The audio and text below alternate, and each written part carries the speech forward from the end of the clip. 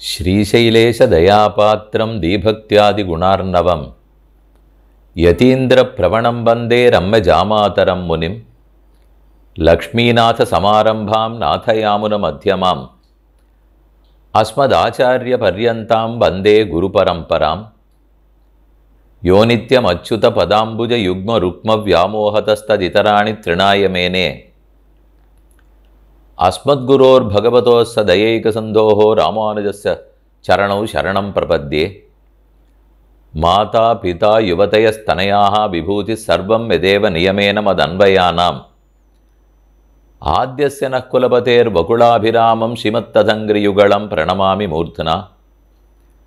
भूतं सरश्च महदाह्वय भटनाथ श्रीभक्तिसार कुलशेखर योगिवाहान् भक्तांग्रिरेणु परकाल यतीन्द्र मिश्रान् श्रीमत्पराङ्कुशमुनिं प्रणतोस्मि नित्यम्। அல்லினாட் தாமரமேல் ஆரணங்கின் இன்துணைவி மல்லி நாடாண்ட மடமையில் மெல்லியலாள் ஆயர் குலவேந்த நாகத்தாள் தென்புதுவை வேயர் பயந்த விளக்கு. பெரியாழ்வாருடைய திருக்குமாரத்தியான ஆண்டாள் அனுகிரகித்தது 2 திவ்ய பிரபந்தங்கள். ஒன்று திருப்பாவை, மற்றொன்று நாச்சியார் திருமொழி. இந்த இரண்டாலும் ஆண்டாள் தனக்கு கண்ணனிடத்தில் இருக்கும் பெருங்காதலை பக்தியை வெளிப்படுத்துகிறாள். அந்த நாச்சியார் திருமொழி பிரபந்தத்தை பல மகனீயர்களின் வாயிலாக கேட்டு அனுபவித்துக் கொண்டு வருகிறீர்கள். திவ்ய பிரபந்த தாரா என்னும் இந்த நிகழ்ச்சி தொடர், இதன் மூலம் உலகத்தில் உள்ள எங்கு மூலையில் இருப்பவரும் ஆழ்வார்களுடைய ஈரச் சொற்கள், பக்தியில் தோய்ந்த சொற்களை எல்லாரும் கேட்டு அனுபவிக்க வேணும் என்று ஜீயர் சுவாமிக்கு பேரவா. ஸ்ரீமத் வேதமார்க்க பிரதிஷ்டாபனாச்சாரியராய், உபய வேதாந்தாச்சாரியராய், பரமஹம்ச பரிவ்ராஜகாச்சாரியராய் எழுந்துருளியிருக்கும் யதுகிரி யதிராஜ நாராயண ராமானுஜ ஜீயர் சுவாமி அவருடைய திருவுள்ளத்தின்படிதான், ஆசையின்படி இது நடந்து வருகிறது. அந்த ஆசை மேன்மேலும் வளர வேண்டும், அதன் மூலம் எல்லாரும் பயன்பெற வேண்டும். சுவாமியினுடைய அனுகிரகத்தாலேயே, ஜீயர் அருளாலேயே அதுவும் நடக்க வேணும் என்று பிரார்த்தித்து கொண்டு, அடியேனுக்கிடப்பட்ட ஒரு இனிய பணி நாச்சியார் திருமொழியின் கடைசி பதிகம் 14வது பதிகம். அதன் அர்த்தம் என்ன என்பதை சுருக்கமாக விண்ணப்பம் பண்ணுகிறேன். ஒன்று சொல்வதுண்டு, நாச்சியார் திருமொழியை ஒருத்தர் அர்த்தம் விளக்க வேண்டுமானால் அவருக்கு 70 வயசும், கேட்க வேண்டுமானால் அவருக்கு 50 வயசுமாவது ஆகியிருக்க வேண்டும். இதனுடைய திருத்தகப்பனார் சாதிப்பார். அப்படின்னா என்ன பொருள்னால், இதில் அடங்கி இருக்கக்கூடிய அர்த்தங்கள் அவ்வளவு எளிதில் புரியாது. மேலோட்டமாக பார்த்தால் ஒரு அர்த்தம் இருக்கலாம், ஆனால் உள்ளோடி பார்த்தால் பல ஆழமான கருத்துகள் அடங்கி இருக்கும். ஆண்டாள் ஏதோ காதல் பாசுரமாக பாடியிருக்கிறாள், கண்ணனை அடைய விருப்பப்பட்டாள், அவ்வளவுதானேன்னு தோற்றலாம். ஆனால் அது அத்தோடு நிற்கவில்லை. சாஸ்திரங்களில் சொல்லப்பட்ட பக்தி ஆத்மாவாரே திரட்டவ்யோ ஸ்ரோதவ்யோ மந்தவ்யோ நிதித்தியாசித்தவ்யா என பிருகதாரண்யக உபனிஷத்து பக்தி மார்க்கத்தை விதிக்கிறது. அதை சாதன பக்தின்னு சொல்லுவார்கள். அந்த பக்தி சாதனம், அதை உபாயமாக கொண்டு பெருமானை அடைய வேண்டும். ஆனால் ஆழ்வார்களுக்கு இருந்தது சாதன பக்தி அல்ல, சாத்திய பக்தின்னு சொல்லலாம், சகஜ பக்தின்னு சொல்லுவார்கள். பக்தியை உபாயமாக கொள்ளாமல் அந்த பெருமானுடைய திருவடிகளையே உபாயமாக கொண்டனர் ஆழ்வார்கள். எல்லா பிரபன்னர்களுக்கும் சரணாகதர்களுக்கும் அதுதான் நியமம். அவன் திருவடிகள் உபாயம்னு கொண்டதோடு நில்லாமல் அவன் திருவடிகளில் அனுபவித்து கைங்கரியம் பண்ணுவதே பிராப்யம், அதுவே புருஷார்த்தம் என்பதுதான் உண்மையான நிரூபணம். அப்போ பிராப்யமும் எம்பெருமான், புருஷார்த்தம் அவர்தான். அந்த புருஷார்த்தத்தை வேற எதை கொண்டும் நாம் அடையப் போவதில்லை, அவரை கொண்டே தான் அடையப் போகிறோம். அவரை கொண்டு வேற என்னையோ கேட்கிறோமானால் அதுவும் தவறு. அவரை அடைவதற்கு வேற யாரையோ வேண்டி நின்றோமானால் அல்ல வேற உபாயங்களை பற்றினோமானால் அதுவும் குறை. இந்த ரெண்டு குறைகளும் நீங்கி உபாயாந்தர சம்பந்தமும் இல்லாமல் பிராப்பியாந்தரத்தில் விருப்பமும் இல்லாமல் தேவரீரே உபாயம் தேவரீரே பிராப்பியம் என்று சொன்ன பிற்பாடு அந்த பிராப்பியமாகிற பலத்தை புருஷார்த்தத்தை கொடுப்பதில் பெருமான் காலதாமதம் செய்யலாமா? செய்யக்கூடாது. அவரே தான் கொடுக்க போகிறார், தன்னையே தான் கொடுக்க போகிறார். நாம் ஊரில் ஒருத்தரிடத்தில் போய் இன்னது வேணும்னு கேட்டால் அது அவரையே கேட்போம்னு கொள்ள மாட்டோம், ஏதோ ஒரு பொருளை கேட்டிருப்போம். அப்போ அந்த பொருளை தருவித்து கொடுக்க வேணும், காலதாமதம் ஆகலாம். அதனால் சரி இன்னைக்கில்லை ஒரு வாரம் கழித்து கிடைக்கும் என்று பொறுத்து கொள்ளலாம். ஆனால் அவரிடத்தில் இருப்பதையே கொடுக்க போகிறார் என்றால் அப்போ எதற்கு காலதாமதம்? அதுதான் ஆண்டாளுக்கு எண்ணம். நீர்தான் புருஷார்த்தம், வேறெதையோ நான் கேட்கவில்லை, உம்மிடத்தில் இருப்பதைத்தான் கொடுக்க போகிறீர். வேற யாரையோ நான் கேட்கவில்லை, நீர்தான் கொடுக்க போகிறீர். ஆக பெறுவதும் உன்னை கொடுப்பதும் நீ என்று ரெண்டு மான பிற்பாடு எதற்காக காலதாமதம்? இது தாங்கவில்லையேங்கிற நினைப்பில்தான் ஒவ்வொரு பதிகமாக பாடிக்கொண்டு வருகிறாள். தையொரு திங்கள் பதிகத்திலிருந்து காமதேவனுடைய காலிலே விழுந்தது. கூடிடு கூடலே கூடிடு கூடலே என்று கூடலழைத்து பார்த்தது. நீ கூவு உலகளந்தான் வரக்கூவாய் என்று குயில் கூவுமா மயிலாடுமா, இதனால் பெருமானோடே நாம் சேருவோமா என்றெல்லாம் பார்த்தது. இப்படி ஒவ்வொரு பதிகமாக பாடிக்கொண்டு வருகிறாள். காலதாமதமாகிறதே, ஏன் பெருமான் சட்டென்று கொடுக்கவில்லை? இது இவளுடைய பெரிய வியசனம், ஆண்டாளுக்கு ஏற்பட்ட துன்பம். ஆனால் பெருமானுடைய எண்ணம் ஆண்டாளுடைய பக்தியை நன்கு பரிபக்குவமாக ஆக்கி அதை முற்ற வைத்து பழுக்க வைத்து கொடுத்தால் தானே பசித்து சோறுண்பது போல் ஆகும். ஆமத்தில் சோறுண்டால் ரசிக்குமா? ஒரே மந்தமாக இருக்கிறது, அஜீர்ண கோளாறில் தவிக்கிறோம். அதில் போய் நல்ல சோறுன்னு ஒருத்தர் கொடுத்தாலும் அதை நம்மால் ரசிக்க முடியாது. அந்த அஜீர்ண கோளாறு தீர்ந்து கபகபான்னு பசிக்கிறது, அப்போது சோறுண்டால் நன்றாக ரசிக்கும். இன்னும் கேட்டால் பசிக்கும் போது நிஜமாகவே உணவு ருச்சியாக இருக்கிறதா என்று கூட பார்க்க மாட்டோம், கிடுகிடுவென்று இறங்கி கொண்டே இருக்கும். அதே எப்பேற்பட்ட உணவு கொடுத்தாலும் பசி இல்லை, அஜீர்ணத்தில் தவிக்கிறோம் என்றால் குற்றங்குறை கண்டுபிடித்து கொண்டே இருப்போம். இதில்லை அதில்லை, இப்படி இருந்திருக்கலாம் அப்படி இருந்திருக்கலாம், நன்றாகத்தான் இருந்தோம். அதனால் பகவான் பார்க்கிறார், பசி இருந்து சாப்பிட்டால் தான் உணவு ரசிக்கும். அந்த பசியை நன்கு வளர்ப்போம். ஆசைதான் பசி, தவிப்பு தான் பசி, துடிப்பு தான் பசி, எப்போதடைவோம் எப்போதடைவோங்கிற பதற்றம்தான் பசி. அது இருந்தால் அதைத்தான் பரபக்தி பரஜானமாகிறது, பரஜானம் பரமபக்தியாகிறது, பக்தி முத்துகிறதுன்னு வியாக்கியாத்தாக்கள்லாம் ஆச்சரியமாக எழுதினார்கள். அது அப்படி பரமமான பக்தி நிலைக்கு ஆண்டாள் வரட்டும், இதற்காகத்தான் பெருமான் காலதாமதம் பண்ணுகிறார். அவருடைய கண்ணோட்டத்திலிருந்து பார்த்தால் அவர் பக்தி முற்றட்டும்னு காத்திருப்பது நியாயம்தான். ஆண்டாளுடைய கண்ணோட்டத்திலிருந்து பார்த்தால் நீதானே கொடுக்க போகிறாய், உன்னைத்தானே கொடுக்க போகிறாய், ஏன் காலதாமதம் பண்ணுகிறாய் என்று கேட்பது நியாயம்தான். இவ்வளவு நாளும் காத்து கொண்டிருந்தீரே, ஒரு 10 நாள் போகட்டுமே. ஒரு பொருள் சந்தைக்கு வந்திருக்கிறது, கடைக்கு போனோம், அவரிடத்தில் கடைக்காரரை கேட்டோம், ஒரு 10 நாளில் தெரிவிக்க தருகிறேன் சொன்னார். இல்லை, இன்று கொடுப்பதனால் வாங்கி கொள்ளுகிறேன், இல்லை என்றால் அடுத்த கடையில் இப்போதே போய் வாங்கி கொள்ளுகிறேன். 10 நாள் பொறுக்க மாட்டார். 10 ஆண்டுகளாக இதை நீர் வாங்க வரவில்லை, 10 நாட்கள் பொறுத்தால் என்னான்னு கடைக்காரர் கேட்பார். நாம் பதில் சொல்வோம், 10 ஆண்டுகளாக இழந்து விட்டபடியால் தான் இப்போது புத்தி வந்தவுடன் உடனே வேணும் என்று ஆசைப்படுகிறேன். அதுபோல இத்தனை நாளும் பெருமானின்றி தவித்தோம், இப்போது வேணுங்கிற ஆசை வந்து விட்டது, அப்போ உடனே தானே பெற வேண்டும்.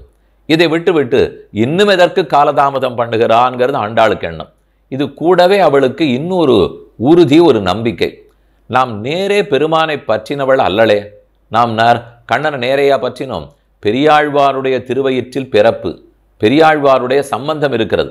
விட்டு சித்தர் தங்கள் தேவரை வல்லபரிசி வருவிப்பரேல் அது காண்டும் என்ன ஆண்டாளே கூறினபடிக்கு விஷ்ணு சித்தர் பார்த்து பெருமானை பற்றுன்னு சொன்னார். கண்ணன் கதைகளை சொல்லிக் கொடுத்தார், அவனிடத்தில் ஆசை வைன்னு சொன்னார், வைத்தேன். பகவானை நேரே பற்றுவதை விட ஒரு பாகவதோத்தமன் ஆச்சாரியன் அவர் மூலமாக பற்றினால் கண்டிப்பாக காரியம் நடக்கும், உடனடியாக காரியம் நடக்கும். நாம் ஒவ்வொருத்தரும் ராமானுஜர் திருவடிகளை பற்றி இருக்கிறோம். எல்லாரும் ராமானுஜ சம்பந்தி, அடியேன் ராமானுஜதாசன் சொல்லிக் கொள்கிறோம். இப்படி இருக்கும்போது பாக்கி எதையும் கேளுங்கள், கேளாமல் போங்கள். ஒரு கேள்வி மட்டும் ஒருத்தரிடத்துலையும் கேட்டு பார்ப்போம். ராமானுஜ சம்பந்தத்தை எதற்காக பண்ணி கொண்டீர்கள்? பதில் என்ன சொல்லுவோம்? ஸ்ரீவைஷ்ணவத்துவம் சித்திக்க வேணும், அதற்காக பண்ணினோம். அப்படி என்றால் என்ன? இந்த பிறவியின் இறுதியில் முக்தி வேணும், அடுத்த பிறவி எடுக்கக்கூடாது. இதுதான் தேவை. முக்தி வேண்டுவதற்காக பண்ணோம்னு மட்டும் சொல்ல வேண்டாம். அது பக்தி யோகத்துக்கும் கிடைக்கும், ஞான யோகத்துக்கும் கிடைக்கும். ஆனால் கிடைப்பது எப்போதுங்கிறதான் கேள்விக்குறி. ராமானுஜ சம்பந்தம் ஏற்பட்டால் இந்த பிறவியின் இறுதியில் கிடைக்கும். அதுக்குத்தான் உபகாரக ஆச்சாரியனாக நம் ஆச்சாரியன் திருவடிகளை பற்றி இருக்கிறோம். உத்தாரகனான ராமானுஜர் நம்மை சம்சாரக் கடலிலிருந்து மீட்டெடுத்து விடுவார். இதை எதிர்பார்த்து தானே பண்ணி கொண்டிருக்கிறோம். அப்ப இப்போதே வேணும்னு தான் ஆசை இருக்குமே தவிர கிடைத்த போது கிடைக்கட்டும்னு இருக்குமா? பொருள் சுமாராக இருந்தால்தான் கிடைக்க போது கிடைக்கட்டும்னு விடுவோம். என்னிடத்தில் ஆசை குறைவாக இருந்தால்தான் எப்போதோ கிடைக்கட்டும்னு ஆறி இருப்போம். பொருளும் உயர்ந்ததாக இருந்து எனக்கு இத்தனை நாளும் இல்லாத ஆசையும் வந்து விடுமானால் அப்புறம் எதற்காக காலதாமதம்? இதுதான் ஆண்டாளுடைய எண்ணம். அந்த பொருளில் ஏதாவது குணம் குறைந்து விட்டதா? பெருமானை உபாயமாக பற்றுகிறோம். எண்ணிறந்த கல்யாண குணங்களோட கூடியிருக்கிற அவர் தான் உபாயம். அதே அவர் பிராப்பியம், அவர் புருஷார்த்தம்னு பத்துகிறோம். அந்த குணத்தில் ஏதாவது குறைந்து விடுமா? இந்த குணங்கள் தான் அவர் பிராப்பியமாக இருக்கும் போதும் இருக்கும், பிராப்பியமாக இருக்கும் போதும் இருக்கும் குணங்கள் தான் உபாயமாக இருக்கும் போதும் இருக்கும். அதனாலே எதற்கு காலதாமதம் பண்ணுகிறார்? அடைய ஆசை என்னிடத்தில் இருக்கிறது. அவர் குணங்களையும் அதற்கென்று குறைக்க முடியாது. என்ன, எதெதிலோ இருக்கிற உபாய பாவத்தை விட்டுவிட்டு அவர்தான் உபாயம்னு நினைக்க வேண்டும். மற்ற இடத்தில் புருஷார்த்தம்ங்கிற நினைவோடு இருக்கிறோம். அதை விட்டுவிட்டு அவர்தான் புருஷார்த்தம்னு இருக்க வேண்டும். அந்த நிலைக்குத்தான் நான் வந்து விட்டேனே, இனி எதற்கு தாமதம்? இதுதான் ஆண்டாளுடைய ஆச்சரியமான பிரார்த்தனை. இதைத்தான் பெருமானும் மெதுமெதுவே தள்ளி கொண்டு வந்து தாமதப்படுத்தி ஆண்டாளை முற்ற வைத்து இப்போது தன்னை ஆண்டாளுக்கு காட்டி விடுவோம் என்கிற முடிவுக்கு வந்துவிட்டார். தன் திருமேனி ஆண்டாளுக்கு காட்டப் போகிறார். அப்போது ஆண்டாளுக்கு எவ்வளவு மகிழ்ச்சி வரும்! கிடைக்குமா கிடைக்குமா தண்ணீர் தண்ணீர் என்று தவித்து கொண்டிருந்தவனுக்கு ஆச்சரியமாக அது கிடைத்ததென்றால் அதற்கு மேல் என்னாகும்? விக்கித்து போய்விடுவோம். நெஞ்சு அடைத்து விடும், தொண்டை அடைத்து விடும், நம்மால் பேசவே முடியாது.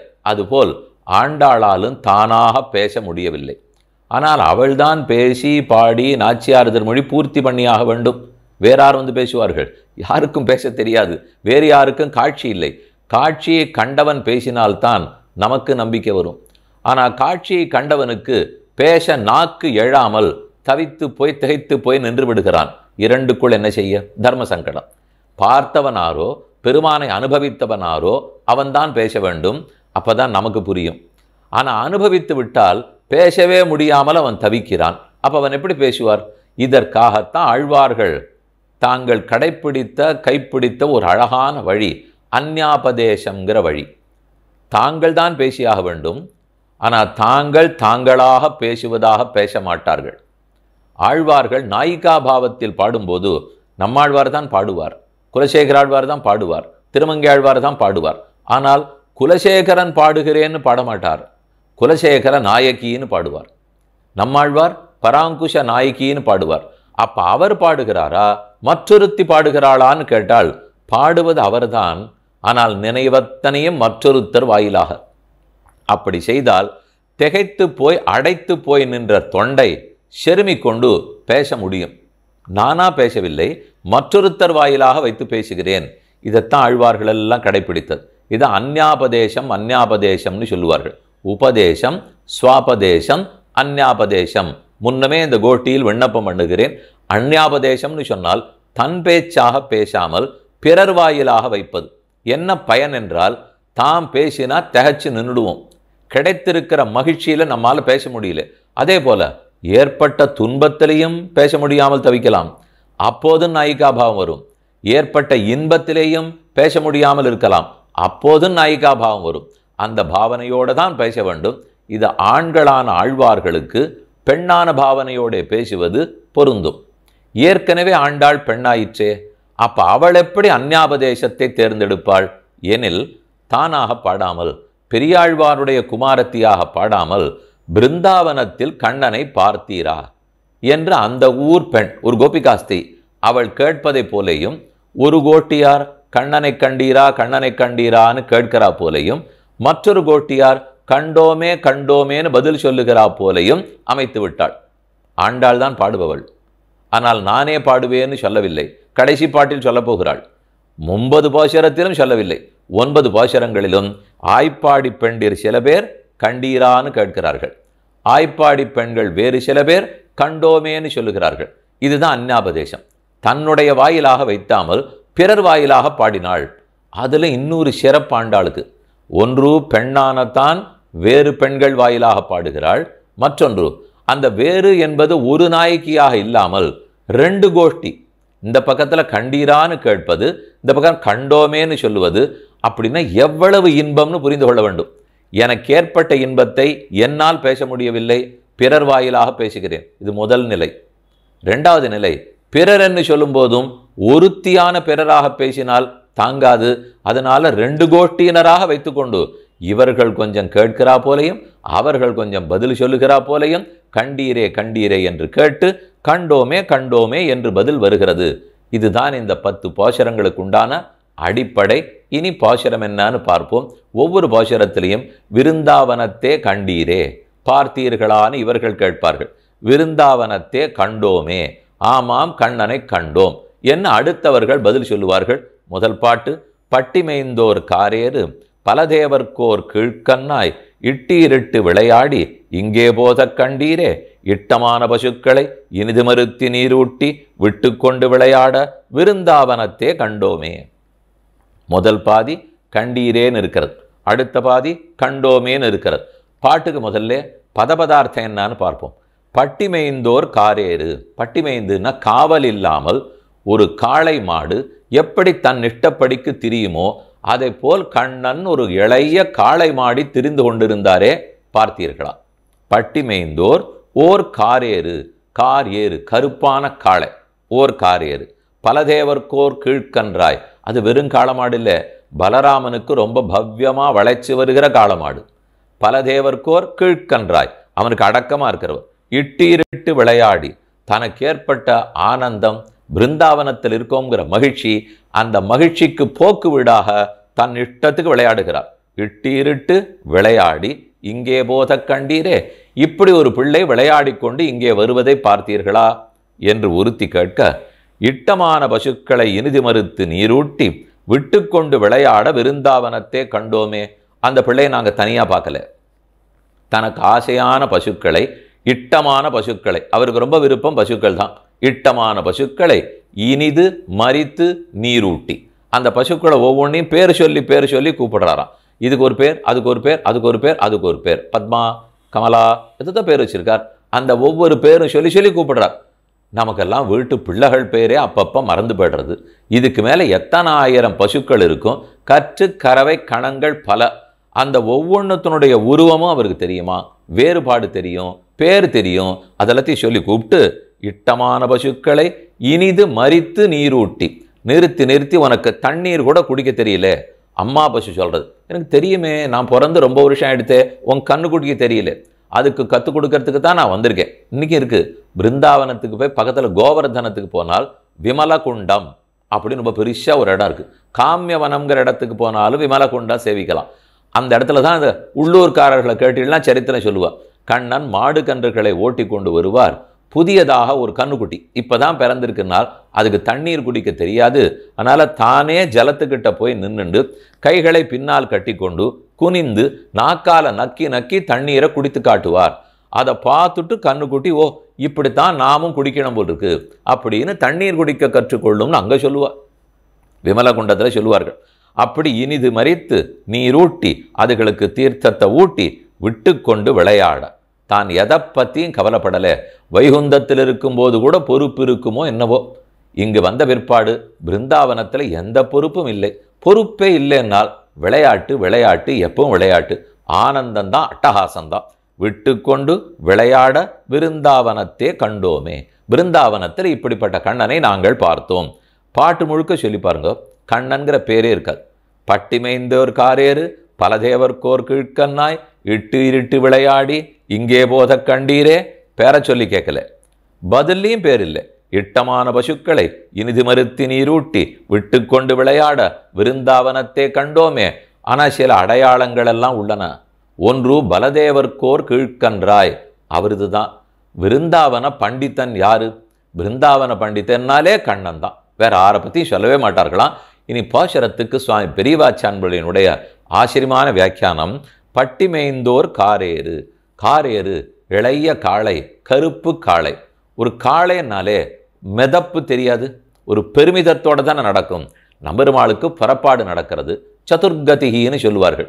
பர்வதாதிவ நிஷ்கிரமிய சிம்ஹா கிரிகுஹாசயா.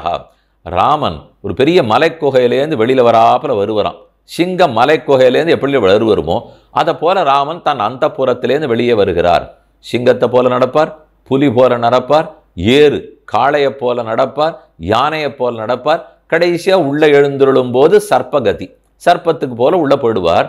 அதில் ஒவ்வொன்றா நடக்கும்போது ஒவ்வொரு பெருமை தெரியும்.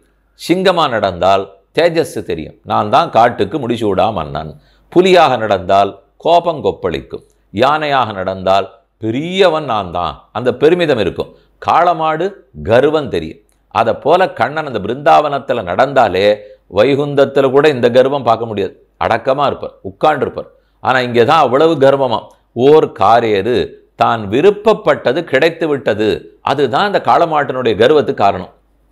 என்ன விருப்பம், என்ன கிடைத்தது. இதே எம்பெருமான் வைகுந்தத்தில் எழுந்துருளி இருக்கிறார். அப்ப நடந்த சரித்திரத்தை எப்படி கண்ணன் கீழே பூலோகத்துக்கு வந்து அவதரித்தார் என்பதை பெரியவாச்சான்கள் சாதிக்கிறார். சூட்டு நன்மாலகள் தூயன வேந்தி விண்ணோர்கள் நன்னீராட்டி அந்தூபந்தரா நிற்கவே ஆங்கு ஓர் மாயினால் ஈட்டிய வெண்ண தொடுவுண்ணப்போன் திமிலேற்று வன்கோன் கோட்டிடை ஆடினை கூத்து அடலாயர்தம் கொம்பினுக்கே. வைகுந்தத்தில் பெருமாள் எழுந்துருளி இருக்கிறார். 3 பேருக்கு அடங்கி இருப்பாராம். விஸ்வக்சேனருடைய பெரம்பு, அந்த பெரம்புக்கு அடக்கமாக இருப்பார். கருடனுடைய சிறகு, அந்த சிறகுக்கு அடங்கி வருவார். ஆதிசேஷனுடைய மடி, அந்த மடிக்குள்ள தான் அமர்ந்திருப்பார். இந்த 3 பேருக்கு அடக்கமாக இருக்கார். விண்ணாட்டவர் மூதுவர், ரொம்ப எத்திரபூர்வே சாத்தியாசந்தி தேவாக இன்னும் ரொம்ப முதியவர்கள், பழமையானவர்கள். அவர்கள் பார்த்து தான் இந்த வான் இளவரசு வைகுந்த குட்டன் வானத்துக்கே இளவரசா இருக்கிற பெருமாளை வளர்த்து கொண்டு வருகிறார்கள். அவர் நன்னத்தான் உட்காண்டிருக்கார். ஹாவு ஹாவு ஹாவுன்னு சாமகானம் நடைபெறுகிறது. அப்போ எல்லாரும் திருவாராதனை சமர்ப்பிக்கிறார். தூபஹாரத்தி தீபஹாரத்தி புஷ்பத்தை கையில் வச்சுன்னு சமர்ப்பிக்கிறார்கள். அது திருவிருத்தத்தில் பாசுரம். சூட்டு நன்மாளகள் தூயன வேந்தி விண்ணோர்கள் நன்னீராட்டி அந்தூபந்தரா நிற்கவே ஆங்கு ஓருமாயினால் ஈட்டிய வெண்ண தொடுவுண்ணப்போன் திமிலேற்று வன்கோன் கோட்டிடை ஆடினை கூத்து அடலாயர்தம் கொம்பினுக்கேன்னு பாசுரம். அப்போ எல்லாரும் தூபஹாரத்தி காட்டின்னு இருக்கிறச்சே புகை மண்டலமாக இருந்துதான். சரி, நித்திய சூரியர்களும் நம்ம கண்ணுக்கு தெரியல, நாம அவர்கள் கண்ணுக்கு படலை. அதனால் இதுதான் சரியான சந்தர்ப்பம். ரொம்ப நாளாக மனசில் சங்கல்பம் வச்சுருக்கோம், கீழ் போய் பூலோகத்தில் கிருஷ்ணாவதாரம் பண்ண வேண்டும். இவர்களானா போகாதே போகாதேன்னு தடுக்கிறார்கள். கிளம்பினாலே போக விட மாட்டேங்கிறா.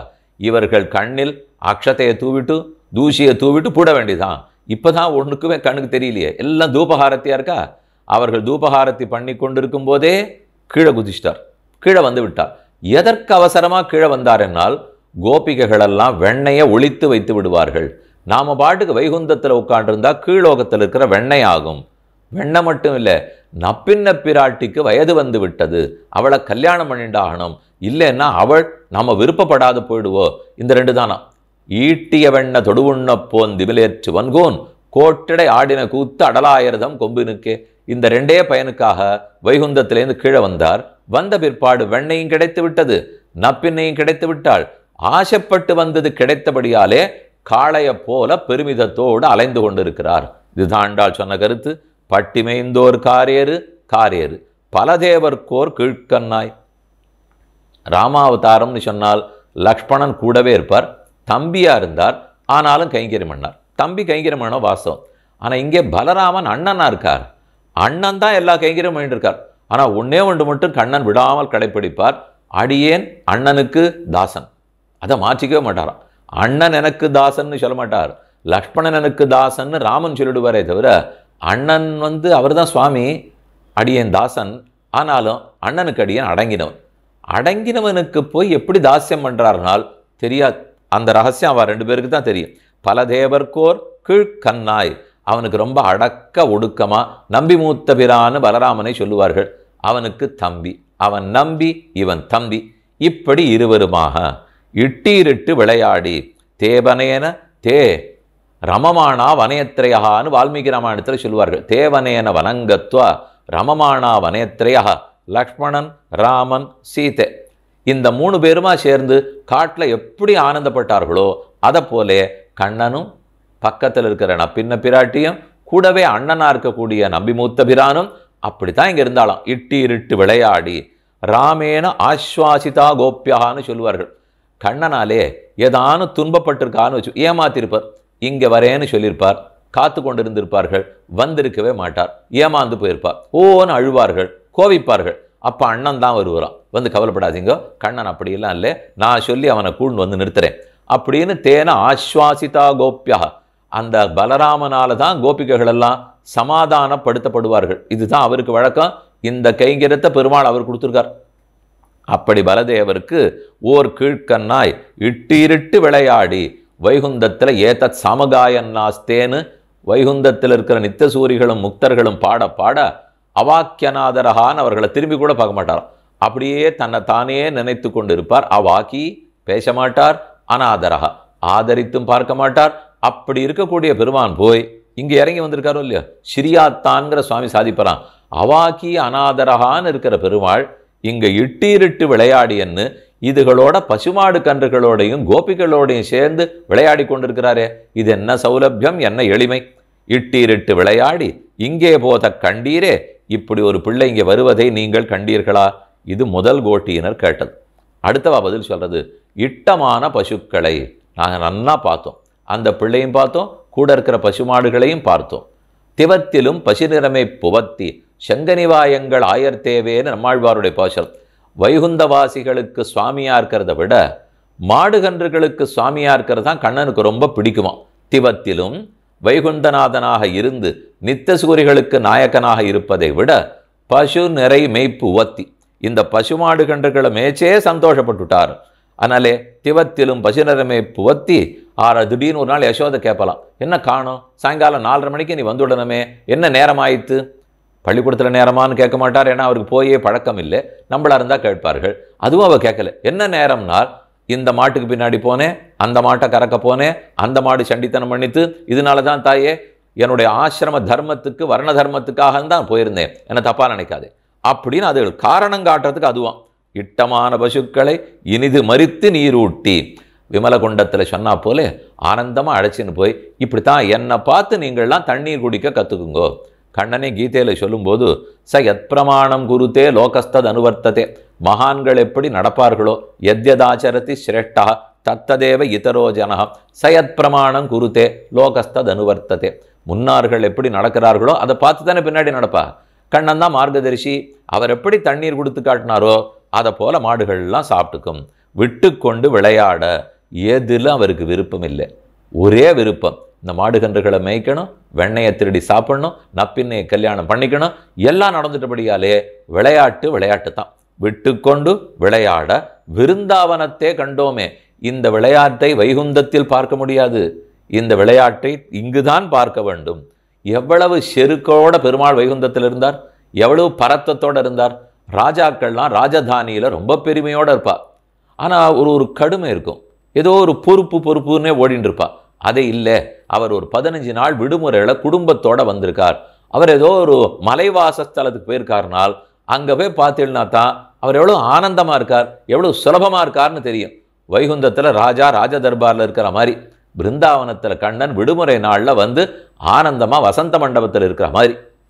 அதனால் விருந்தாவனத்தே கண்டோமே என்பது முதல் பாசுரம் முற்றிற்று. அவதாரிக பார்த்தோம், முதல் பாசுரம் பார்த்தோம். இப்போது நாம் பார்க்க வேண்டியது இரண்டாவது பாசுரம். அனுங்க என்னை பிரிவு செய்து ஆயர்பாடி கவர்ந்துண்ணும் குணுங்கு நாரி குட்டேற்றை கோவர்தனனை கண்டீரே, கணங்களோடு மின்மேகம் கலந்தாற்போல வனமாலை மினுங்க நின்று விளையாட விருந்தாவனத்தே கண்டோமே. முதல்ல பதபதார்த்தம் என்ன, ஒரு அந்தந்த பாட்டு அந்தந்த சொல்லுக்கு பதவுரைன்னு சொல்லுவோமே, அது என்னன்னு பார்ப்போம். அனுங்க என்னை பிரிவு செய்து, அனுங்கன்னா வருந்தான்னு அர்த்தம். எனக்கு துன்பம் ஏற்படும்படிக்கு என்னை பிரிந்து போய்விட்டார். யார் ஒருத்தி கண்டீரான்னு கேட்கிறாளோ அவள் கிருஷ்ணானுபவத்தை பெறவில்லை, காட்சி கிடைக்கவில்லைன்னு வைத்துக்கொள்ள வேண்டும். கண்டோமேன்னு யார் பேசுகிறாளோ அவளுக்கு காட்சி கண்டாள்னு வைத்துக்கொள்ள வேண்டும். அதுக்குன்னு ஒரு சிலர் கிடைக்காதவர்கள், ஒரு சிலர் கிடைத்தவர்கள், பிருந்தாவனமே இரண்டாக பிரிந்து நிற்கிறதுன்னு நினைத்து கொள்ள வேண்டாம்.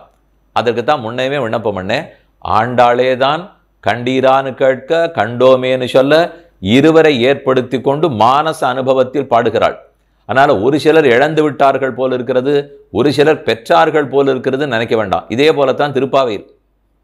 அதிலேயும் ஒரு சில பெண்கள் உள்ளே தூங்கி கொண்டிருப்பார்கள், வேறு சிலர் வாசலிருந்து எழுப்புவார்கள். தூங்குபவர்கள் எல்லாம் கிருஷ்ணானுபவத்தை இழந்தவர்கள். ஏன்னா தூங்கி போயிட்டார்கள்னு சொல்லிட்டு இருக்கலாம், அல்லது இப்படி வச்சுக்கலாம், தூங்கிட்டு இருக்கிறபடியாலே அவர்களுக்கு கிருஷ்ணானுபவத்தில் விருப்பமே இல்லை, அதனால தானே எழுந்து வரவில்லை. மார்கழி நோன்புக்குன்னா கார்த்தால் 4 மணிக்கு எழுந்திருக்கணும், இல்லை தூங்கி கொண்டு இருக்கிறேன், விருப்பம் இல்லைன்னு தான் ஆகும். அப்போ ஒரு சிலருக்கு விருப்பம் இல்லை என்னும், வாசலில் வந்து எழுப்புபவர்களுக்குத்தான் விருப்பம் இருக்கிறது என்னும் பிரித்தால் மறுபடியும் ஆய்ப்பாடியில் இவ்வளவு பிரிவினை வந்துவிடும். இத்தனை பேருக்கு ஆசை இல்லையா, இத்தனை பேருக்கு ஆசை இருக்கான். ஆய்ப்பாடியிலையும் அப்படி கிடையாது, அடுத்து விருந்தாவனத்திலையும் அப்படி இல்லை. திருப்பாவை முழுவதும் ஆய்ப்பாடி திவ்யதேசத்துக்கு பாசுரம், அங்கு நடந்த சரித்திரம். பிருந்தாவனத்தில் நடந்த சரித்திரம் எல்லாம் நாச்சியார் திருமொழியில் நடந்தது. அதைத்தான் இப்போ பட்டிவேந்தோர்காரர் பார்த்துட்டு இருக்கோம். 2 இடத்திலேயும் இன்னாருக்கு உண்டு, இன்னாருக்கு இல்லை, இன்னனாருக்கு கிருஷ்ண பக்தி இருக்கு, காட்சி கண்டனர், விழித்து கொண்டு இருக்கின்றனர், இப்படியெல்லாம் பிரித்து சொல்லவே முடியாது. அனுபவத்தில் 2 வகை. அத்தையே பிரித்து கொண்டு தான் கண்டீரான்னு ஒருத்தி கேட்க கண்டோமேன்னு மற்றொருத்தி சொல்லுகிறாள். அணுங்க என்னை பிரிவு செய்து அவர் பிரிஞ்சு போயிட்டார். அவர் தான் அந்த பிரிவுக்கே காரணம். அவர் இருக்கிறேன்னு தான் சொன்னார், எங்கேயோ பிரிந்து போனார். ஆயர்பாடி கவர்ந்து உண்ணும் என்னை விட்டு விட்டாரே தவிர ஆயர்பாடியில் இருக்கிற பெண்கள் எல்லாரிடத்திலையும் விருப்பம், அங்கே இருக்கிற வெண்ணெய் எல்லா இடத்துலையும் விருப்பம். கவர்ந்து உண்ணும் குணுங்கு நாரி குட்டேற்றை, குணுங்குன்னா வெண்ணெய், வெண்ண நாற்றம் திருமேனி முழுக்க வீசக்கூடிய ஏறு குட்டேறு, ஏறு காளை, குட்டேறு சின்ன காளை, இளைய காளை, குட்டி காளை, பெரிய காளை இல்லை. பெரிய காளை கூட ஓரளவுக்கு நிதானத்தில் வந்துடும். சின்ன காளையாக இருந்தால் என்ன பண்ணுறதுன்னே தெரியாத துள்ளி குதிச்சுட்டே இருக்கும், எங்கே வேணா முட்டிகிட்டே இருக்கும், எதை வேணா உருட்டிகிட்டே இருக்கும். அப்படித்தான் இந்த பிள்ளை. குணுங்கு நாரி குட்டேற்றை கோவர்த்தனனை கண்டீரே, கோவர்தன மலையை குடையாக பிடித்தவர், கோவர்தன திவ்யதேசத்தில் இருக்கிறவர். அப்போ பாசுரங்களில் பார்த்தால் மதுரா உண்டு, ஆயர்பாடி உண்டு, விருந்தாவனம் உண்டு, கோவர்தனம் உண்டு. அந்த இடத்துக்குள்ளேயே 4 இடங்களை பாடியிருக்கிறாள். நந்த கிராமம்னு தனி இடம், இன்னைக்கு அங்கே போனால் நம்ம சேவிச்சுக்கலாம். ஆனால் அப்படின்னு பாசுரத்தில் பிரித்து கிடையாது. ஆயர்பாடியும் நந்த கிராமமும் சேர்ந்தது. பிருந்தாவனம் தனி, கோவர்தனம் தனி. காமியவனத்தை கோவர்தனத்தோடு சேர்த்திருக்கலாம், அல்லது பிருந்தாவனத்தோடும் சேர்த்திருக்கலாம். நாம் பிருந்தாவன யாத்திரைன்னு போனால் இன்னென்ன இடத்துக்கு தான் போவோம். முதல்ல கிருஷ்ணகா ஜென்மபூமி மதுரா, ஆய்ப்பாடி, அதைத்தான் கோகுல், நயா கோகுல், புராணா கோகுல்னு சொல்லுவார்கள். அங்கிருந்து 5 வயசுக்கு அப்புறம் 10 வயசு வரைக்கும் இருந்தது, அதுதான் நந்த கிராமம். இது தவிர கோவர்தனம் பெரிய இடம் பிருந்தாவனம், தங்கறதுக்கு நிறைய இடம்னா பிருந்தாவனத்தில் தான். அதோட ஒரு ராஜஸ்தானத்தினுடைய எல்லையை தாண்டி உள்ளே போனால் முனையில் இருக்கக்கூடிய காமியவனம். இவற்றைத்தான் ஒரு 6-7 நாள் பிருந்தாவனத்தில் சேவிச்சுட்டு வருவோம். அதில் நடந்த எத்தனை சரித்திரம் இந்த பாசுரங்கள் இருக்கு தெரியுமோ. அதனால தான் கோவர்தனனை கண்டீரே, கோவர்தன கிரியிலே இருக்கக்கூடிய பெருமான், அவனை சேவித்தீர்களா, பார்த்தீர்களா? கணங்களோடு மின் மேகம், கணம் மேகக்கணம், மின்னலோட கூடிய மேகக்கணம், மேகம் கணமேகம், கணம்னா கூட்டம்னு அர்த்தம். மேக கூட்டம், ஒவ்வொரு கூட்டம் ஒவ்வொரு மேகத்திலையும் மின்னலோட கூடியிருக்கு. அதை போலே கலந்தார் போல் வனமாலை, கணங்களோடு மின்மேகம் கலர்ந்தால் போல்னு சொன்னது உவமானம். அது உதாரணத்துக்காக சொன்னது, எடுத்துக்காட்டு. பெருமாள் எப்படி இருக்காருனால் கலந்தார் போல் வனமாலை மினுங்க நின்று விளையாட, மேக கூட்டத்தை போல இவர் இருக்கிறார். இவர் சாத்திர் கொண்டிருக்கிற வைஜெயந்தி வனமாலை தன் திருமார்பில் சாத்தின் இருக்கிறது மேகத்தில் மின்னல் வெட்டினா போலே. வனமாலா விராஜிதம்னு சொல்லுவார்கள். வனமாலைங்கிறது எத்தனையோ நம்ம போன்ற எல்லாத்துக்குமே அது ஒரு பிரதிநிதித்துவத்தோட பெருமாள் திருமேனியில் இருக்கும். அஸ்திரபூஷணாத்தியாயம்னு பராசர மகர்ஷி ஸ்ரீவிஷ்ணு புராணத்தில் முதல் அம்சத்தினுடைய கடைசியில் பாடினார். அப்போ இது நாமெல்லாம் என்னென்ன மாதிரி பெருமாளுடைய திருமேனியில் இருக்கோம்னு பாடினார். அதிலே கௌஸ்துப ஸ்வஸ்தி, கௌஸ்துப நீலநாயகக்கல், ஆத்மாக்கள் எல்லாருக்கும் பிரதிநிதி அந்த நீலநாயகக்கல். அதை போல ஒரு 5 கலந்து இருக்கிறது தான் இந்த வைஜெயந்தி வனமாலை. இன்னென்னது அவருடைய திருமேனில் இருக்கிற எது லோகத்தில் இருக்கிற எதுக்கு பிரதிநிதின்னு அந்த அத்தியாயத்தில் தான் எல்லாத்தையும் எடுத்து சொல்லியிருக்கார். அப்படி வனமாலையை தரித்து கொண்டு மேகம் மின்னலோட கூடி இருக்கும். கண்ணன்கிற கருப்பு மேக கூட்டம் மின்னல் என்கிற வனமாலை அணிந்து கொண்டிருக்கும். அப்படிப்பட்ட கண்ணனை விருந்தாவனத்தே கண்டோமே. ஆமாம், நாங்கள்லாம் விருந்தாவனத்தில் அந்த பிள்ளையை பார்த்தோமே. இனி பாசுரத்துக்கு வியாக்கியானம் பார்ப்போம். அனுங்க என்னை பிரிவு செய்து. கண்ணன் எப்போதும் சொல்வது ஒன்று, செய்வது மற்றொன்று. அனுங்க, நான் துன்பப்படும்படி. இவர் சொன்னத்தை நினச்சி பார்க்குறேன். பிரிய மாட்டேன் பெண்ணே, உன்னை ஒரு நாளும் பிரிய மாட்டேன், பிரிஞ்சா நான் தாங்க மாட்டேன். இப்படி தான் அவர் சொன்னார். என்னை பிரிந்தா நீ தாங்க மாட்டாய்ன்னு அவர் சொல்லவில்லை, உன்னை பிரிந்தால் நான் தாங்க மாட்டேன்னு கூறினார். இதை நம்பிக்கொண்டிருந்தேனா நம்பிக்கை வீண் போயிற்று, பிரிந்து போய்விட்டார். அப்போ பிரியேன், பிரியல் ஆற்றேன் என்றெல்லாம் சொல்லி சொல்லி விட்டு தான் இப்போது பிரிந்து போய்விட்டார். அப்போ நான் துன்பப்பட்டுத்தான் ஆக வேண்டும். ஏன் அப்போ விட்டுடுறதானே?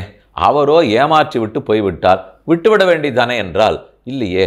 கஜேந்திரன் கூப்பிட்ட குரலுக்கு வந்தார்னு சரித்திரம் சொல்லுகிறார்கள். பிரகலாதன் தூணிலே காட்டினத்துக்கு தோன்றினார்னு சொல்லுகிறார்கள். திரௌபதி கூப்பிட்ட குரலுக்கு புடவை சுரந்தாள்னு சொல்லுகிறார்கள். இந்த சரித்திரமெல்லாம் கேட்கும்போது நமக்கும் ஒருவேளை கூப்பிட்டா அதை போல வருவரோ அப்படிங்கிற நம்பிக்கை இருக்குது. ஆனால் அவர் சொல்லி ஏமாத்திட்டத்தை போனால் வர மாட்டாரோன்னு தோன்றது. வாடறதா முடியறதானே எனக்கு தெரியல. அதுதான், விட்டுட்டா கூட தேவையில்லை, இனிமேல் உனக்கு நான் கைப்பிடிப்பதாக இல்லை, உன் வழியை பார்த்துக்கொள் அப்படின்னா ஒன்று வேற கல்யாணம் பண்ணிடலாம், இல்லை இறந்தே போயிடலாம். இந்த ரெண்டு விட மாட்டேங்கிறார். அவர் குணத்தை நினைக்கும் போதெல்லாம் கிடைப்பரான்னு தோன்றது. அவர் தோஷத்தை நினைக்கிறச்செல்லாம் இவர் எங்கே கிடைக்க போறாருன்னு தோன்றது. இதுதான் துன்பத்துக்கே காரணம். விட்டு பிரிந்தது மட்டும் துன்பம் இல்லை, முடிவே எடுக்க முடியாத சமம் கொடுக்கறது இல்லையோ. அதனால தான் அனுங்க என்னை பிரிவு செய்து ஆயர் பாடி கவர்ந்து உண்ணும். ஒரு பக்கத்தில் என்னை கவர்ந்து உண்டிருக்கலாம், உண்டிட்டா இனி உண்டொழியாய் நம்மாழ்வாருடைய பாசம். ஆத்மாவை பெருமான் அனுபவிக்கிறதான உண்மையான உணவு. அவருக்கு உணவு ஆத்ம ரக்ஷணம். அதைத்தான் அவர் உணவாக நினைக்கிறார். நம்ம வெண்ணெய்ன்னு நினைக்கலாம், மற்றதோ சக்கரை பொங்கல், லட்டு கோபால்னு சொல்லலாமே தவிர அதெல்லாம் பேச்சுக்கு உணவாக இருக்கலாம். ஆத்ம ரக்ஷணம் தான் அவருக்கு உணவு. ஆண்டாள் இப்போ ஞாபகப்படுத்த விரும்புவது, இந்த உணவை மறந்து எதற்கு ஆயர்பாடியில் போய் வெண்ணையை சாப்பிட்டு கொண்டிருக்கிறாய்? ஆயர்பாடி கவர்ந்து உண்ணும் குணுங்கு நாரி குட்டேற்றை. கண்ணனுடைய திருமேனியை எங்கே போய் தொட்டு பார்த்தாலும் சரி, கிட்டக்க போய் மோந்து பார்த்தாலும் வெண்ணெய் நாற்றம் வீசுமா. தயிர், பால், மோரு, வெண்ணெய் இதே வாசனை. எந்த பக்கம் ஒரு மாட்டு தொழுவத்துக்கிட்ட போனாலே இதே வாசனையாக தான் இருக்கும். பால் பண்ணைக்கு போனால் இதே வாசனை தான் இருக்கும். இன்றைக்கும் பராசர பட்டர் சாதிப்பறான், பெரிய பெருமாள் கண்ணனுக்கு பிரதிநிதி. கொண்டல் வண்ணனை கோவலனாய் வெண்ண உண்ட வாயன் என் உள்ளம் கவர்ந்தானே அண்டர்கோன் அணியரங்கன் என் நமுதினைக் கண்ட கண்கள் மத்தொன்னினை காணான்னு திருப்பாணவர் பாசுரம். கோவலனாய் வெண்ண உண்ட வாயன். இன்னைக்கும் பெரிய பெருமானுடைய திருமேனிக்கு கிட்டக்க போய் முருட்டையை மோந்து பார்த்தா வெண்ண நாற்றம் வீசுமா. ஏன்னா கண்ணனே போல்லையோ, கண்ணன் திருமேனி முழுக்க வெண்ணெய் பால் தயிர் தான் வாசனை வீசும். அதை போல பெரிய பெருமாள் திருமேனியில் வீசும் குணுங்கு நாரி வெண்ண வாசனை இருந்து குட்டேற்றை இளைய காளை. இது கண்ணன். நேர் எதிர்த்தாற் போலே ராமன் எப்படிப்பட்டவர்னு ராமாயணத்தில் ரொம்ப ஆச்சரியமா வால்மீகி சொல்றார். தீக்ஷிதம் விரத சம்பன்னம் வர அஜினதரம் சுச்சிம். வராஜினதரம் சுச்சிம். தீக்ஷிதம், எப்பவும் தீட்சையோடு இருப்பார். யாராக இருந்தாலும் ரட்சித்தே தீருவேன். கண்ணன் ஒரு தீட்சை வச்சுருக்கார், பொய் சொல்லியே தீருவேன். தீக்ஷிதம் விரத சம்பன்னம், எந்த காரியமாக இருந்தாலும் நடத்தாமல் விடுறதில்லை, விரதம் வச்சுருப்பார். கண்ணனுக்கு எதுவாக இருந்தாலும் திருடாமல் விடுறதில்லை, விரதம் வச்சுருப்பார். தீக்ஷிதம் விரத சம்பன்னம் வராஜினதரம். இவர் என்ன சாத்தி கொண்டிருக்கிறார்? அவர் என்ன சாத்தின்னு இருக்கார்? கரையினார் துவருடுக்கை கடையாவின் கழிகோல்கை. இதுதான் கண்ணனுடைய ஆபரணம். அவர் சாத்தின்னு இருக்கிற ஆடை கரையினார் துவருடுக்கை. ஏதோ ஒரு உடுக்கை போட்டு விட்டுருக்கா, ஒரு ஆடை அணிவிச்சுட எங்கெங்கே நாகப்பழம் உண்டோ அதெல்லாத்தையும் சாப்பிட்டுட்டு அந்த கரையோடு இருக்கிறத தன் ஆடையில் தொடச்சிண்டு எங்கே பார்த்தாலும் நாகப்பழ கரை. இதுதான் கண்ணனுக்கு. ஆனால் அவருக்கு மாந்தோல், மரவுரி, யாகம், யஜ்யம், தீட்சை, இப்படி அவர் இருக்கிறார். ரெண்டுமே வசதி தான், ரெண்டு பேருமே ரட்சகர்கள் தான். ஆனால் எனக்கு கிடைத்த கணவன் இப்படி தான் இருக்கார். தீக்ஷிதம் விரத சம்பன்னம் வராஜனதரம் சுச்சிம். எவ்வளவுக்கு எவ்வளவு ராமன் சுச்சின்னு சொன்னால் சுத்தமாக இருக்கிறவர், தூய்மையானவர், பரம பாவனர்னு அர்த்தம். ஒருவேளை சீதை தான் விரதத்தில் இருக்கிறச்சேவோ யாகத்தில் தீட்சையோடு இருக்கும்போதோ சீதையினுடைய புடவை தலைப்பு தன் பேரில் பட்டுடுத்துன்னு சந்தேகம் வந்தா சரையூல போய் 100 தரம் முழுக்கு போட்டு வருகிறோம். சீதை கைப்பிடித்த மனையாள் அவருடைய புடவை தலைப்பு பட்டிருக்க வேண்டாம், வேறாரும் தொட வேண்டாம், இவள் தலைப்பு பட்டுதோன்னால் போய் தீர்த்தமாயிட்டு பரவர்னால். அதான் ஆச்சார பிரதானரான ராமர். ஆனால் இவருக்கு வெண்ணநாத்தம் தான் வீசும். அதுதான் எங்களுக்கு பிடிச்சிருக்கு. குணுங்கு நாரி குட்டேற்றை கோவர்த்தனனை கண்டீரே. கோவர்தனம் நாள் காம் பசுக்களை வர்தயதி. பசுக்களெல்லாம் நன்னா அது வளர்த்து கொடுக்குமா. மேய்ச்சலுக்கு இடம் இல்லையா, அதனால் பசுக்கள் வளர்றது. ஆண்டாள் அதை சொல்கிறதுக்கு என்ன காரணம்னால், பசுக்களை வளர்த்தும் கோவர்தனன், கோவர்தனம் பசுக்களை வளர்க்கும். ஆனால் கோவர்தனன் அப்படின்னா கோவர்தனத்தை குடையாக பிடித்தவர், கோவர்தன மலைக்கு கீழே வாழ்பவர். அவர் பண்ணுவது பெண்களை வதைத்து விடுவார். அங்க கோவர்தனம் பசுக்களை வளர்த்து விடும், இவர் பெண்களை வதைத்து விடுவார். ரெண்டு பேருக்கு நல்ல பொருத்தமா இருக்கே. கோவர்த்தனனை கண்டீரே. பதில், கணங்களோடு மின்மேகம் கலந்தாற் போல வனமாலை மினுங்க நின்று விளையாட விருந்தாவனத்தே கண்டோமே. கணங்களோடு மின்மேகம் நீல தோயத மத்தியஸ்தா வித்யுல்லேகேவ பாஸ்வரா நீவாரசூக வத்தன்வி பீதாபாஸ்யாத்தனூபமானு உபனிஷத்தே சொல்றது. நீல கார்மேகத்தை போல பெருமான் இருப்பாராம். ஒரு மின்னல் வெட்டினா போலே பிராட்டி எழுந்துருளி இருப்பாளாம். அதனுடைய பிரதிநிதியாத்தான் இங்கே வைஜெயந்தி வனமாலேன்னு சொல்றார். கணங்களோடு மின்மேகம் மேகவண்ணானு பாசுரம், முகில்வண்ணானு பாசுரம். சிஞ்சே திமம்ச ஜனம் இந்திரையா தடித்வானு பூஷாமணி தியுதிபிர் இந்திரதனுர்ததானா. இன்னும் பராசரபட்டர் பெரிய பெருமாளே பெரிய காளமேகம் அத்ரௌ ஷயாளுருவ சீதள காளமேகா. ஒரு ஆதிசேஷங்கிற மலையிலே சாய்ந்துட்டு இருக்கிற மேகத்தை போல பெரிய பெருமாள் எழுந்துருளி இருக்கிறார். அவன் அந்த மேகம் கருணைங்கிற அந்த தீர்த்தத்தை நம்ம மேல தெளிக்கட்டும்னு அங்கு பிரார்த்தனை.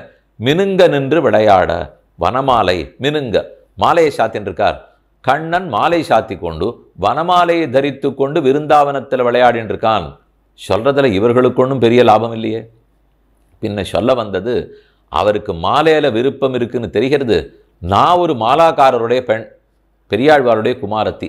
நான் மாலாக்காரர் பெண்ணானபடியால் நான் தொடுத்து கொடுத்த மாலையும் சமர்ப்பித்து கொள்ளுவார்னு நம்புகிறேன். மினுங்க நின்று விளையாட விருந்தாவனத்தே கண்டோமே. ரெண்டாம் பாட்டு. இனி மூணாம் பாட்டு. மாலாய்ப் பிறந்த நம்பியை மாலே செய்யும் மணாளனை ஏலா பொய்களுரைப்பானை இங்கே போதக் கண்டீரே. மேலால் பறந்த வெயில் காப்பான் வினது சிறுவன் சிறகென்னும் மேலாப்பின் கீழ் வருவானே விருந்தாவனத்தே கண்டோமே. கண்ணனுடைய உண்மை என்ன, அவருடைய சொரூபம் என்ன, ரூபம் என்ன, குணம் என்ன, எல்லாம் அந்த பாட்டில் சொல்லிவிட்டாள். மாலாய் பிறந்த நம்பியை. பெருமான் எதால் ஆகியிருப்பார்? பிரம்மம். அவருக்கு அடையாளம் சொல்லுன்னு உபனிஷத்து இடத்துல கேட்குறோம். சத்தியம் ஞானம் அனந்தம் பிரம்ம யோவேத நிகிதங்குஹாயாம் பரமே வியோமன். இதுதான் உபனிஷத்து சொல்லும். சத்தியம் ஞானம் அனந்தம், நித்தியமாக இருக்கார், ஞானமயமாக இருக்கார், அனந்தன் ஆதி அந்தம் இல்லாதவனாக இருக்கிறார். இப்படிப்பட்ட உருவந்தான் பிரம்மம்னு உபனிஷத் சொல்றது. ஆனால் ஆண்டாள் சொன்னது மால்னு சொன்னால் அன்புன்னு அர்த்தம். மாலாய் பிறந்த நம்பினால் கோபிகைகளிடத்தில் இருக்கிற அன்பே ஒரு வடிவெடுத்து கொண்டால் எப்படி இருக்கும்? அதான் பூர்ணனான எங்கள் கண்ணன். மாலாய் பிறந்த நம்பியை, அன்பே வடிவெடுத்தா போல இருக்கிற பூர்ணனை, மாலே செய்யும் மணாளனை. தான் கோபிகைகளிடத்தில் எத்தனை அன்பு வைத்திருக்கிறேன் அப்படிங்கிறத காட்டியே அவர்களுக்கு பைத்தியம் பிடிக்க வச்சிருவார். மாலே செய்யும்னா பித்து பிடிக்க வைக்கும்னு அர்த்தம். அவர்களுக்கு எதனால பித்து வருது? கண்ணனுக்கு நம்ம இடத்துல எவ்வளவு பைத்தியம்னு நினைச்சா நமக்கு பைத்தியம் முடிச்சிருமா. பொதுவாக நமக்கு எப்படியோ பைத்தியம் பிடிக்கும், அவர் குணசாலியாக இருப்பார். ஆனால் நம்ம இடத்துல எவ்வளவு அன்பு காதலை வச்சிருக்கார். வைகுந்தத்தில் இருக்க வேண்டிய பெருமாள் கீழே இறங்கி வந்ததே ஆச்சரியம். அதில் நம்ம ஒவ்வொருத்தரிடத்துலையும் இவ்வளவு ஆசையோடு இருக்கிறார். இதை நினைக்கும் போது நமக்கு அவரிடத்துல பைத்தியம் பிடிக்கிறதா? அதான் மாலே செய்யும் மணாளனை. மாலை செய்கிறார் மணாளன். மொத்த பேருக்கு அவர் தான் பர்த்தா. உந்துமதகளித்தன் ஓடாத தோல்வழியன் நந்தகோபாலன் மருமகளேன்னு பாசுரம். ஆண்டாருடைய மற்றொரு பருவம் திருப்பாவையில பாசுரம். அந்த பாட்டில் நந்தகோபாலன் மருமகளே நப்பின்னாயின்னு இருக்கிறது. மருமகளேன்னு சொல்லி விட்டுடக்கூடாதா? நப்பின்னாயின்னு மட்டும் சொல்லக்கூடாதா? ஏன் நந்தகோபாலன் மருமகளே நப்பின்னாயின்னு சொல்ல வேண்டும்? முதல்ல நந்தகோபாலன் மருமகளேன்னு உறவு முறை சொல்லி கூப்பிட்டு விட்டாள். கூப்பிட்டால் யாரும் வரமாட்டா, வந்தால் எல்லாரும் வந்தாகணும். ஏன்னா அந்த ஊரில் இருக்கிற மொத்த பேரும் நந்தகோபாலன் மருமகள். நம்ம யாரோ தப்பாக சொல்லிட்டோம் போல் இருக்கு, யாரை சரியாக சொல்லணுமோ கூப்பிடுவோம். நப்பின்னாய், அதான் விசேஷம். முதல்ல சாமானியத்திலே கூப்பிட யாரும் திரும்பி பார்க்கல. ஏன்னா எல்லாரும் வரணுமே. எல்லாருமே நந்தகோபாலனுக்கு மருமகள் தான், எல்லாருமே கண்ணனை பர்த்தாவாக கொண்டவர்கள் தான். அங்கே நந்தகோபாலன் மருமகளே நப்பின்னாய். இங்கே மாலே செய்யும் மணாளனை ஏலா பொய்கள் உரைப்பானை. மணாளன் மொத்த பேருக்கு இவர் தான் மணாளன். மருமகள் எல்லாருமே நந்தகோபாலனுக்கு மருமகள். மாலே செய்யும் மணவாளனை மணாளனை ஏலா பொய்கள் உரைப்பானை. ஏலா பொய்கள் பொருத்தமாகவே பொய் சொல்ல மாட்டார். நாம் ஒரு பொய் சொன்னால் ஒரு 4 நாளைக்காவது தங்கணுமா இல்லையா? அப்படியே இல்லாமல் இப்போ சொல்கிற பொய் 4 நிமிஷத்தில் குட்டு வெளிப்பட்டு விடும் நாள் பொய் சொல்கிற சாமர்த்தியம் இல்லை, அசடுன்னு அர்த்தம். பொய் சொல்லட்டும், அது சாமர்த்தியவான்னு சொல்ல வேண்டாமா? அது பண்ணி இப்போ செய்ய மாட்டார். ஏலா பொய்கள் உரைப்பானை.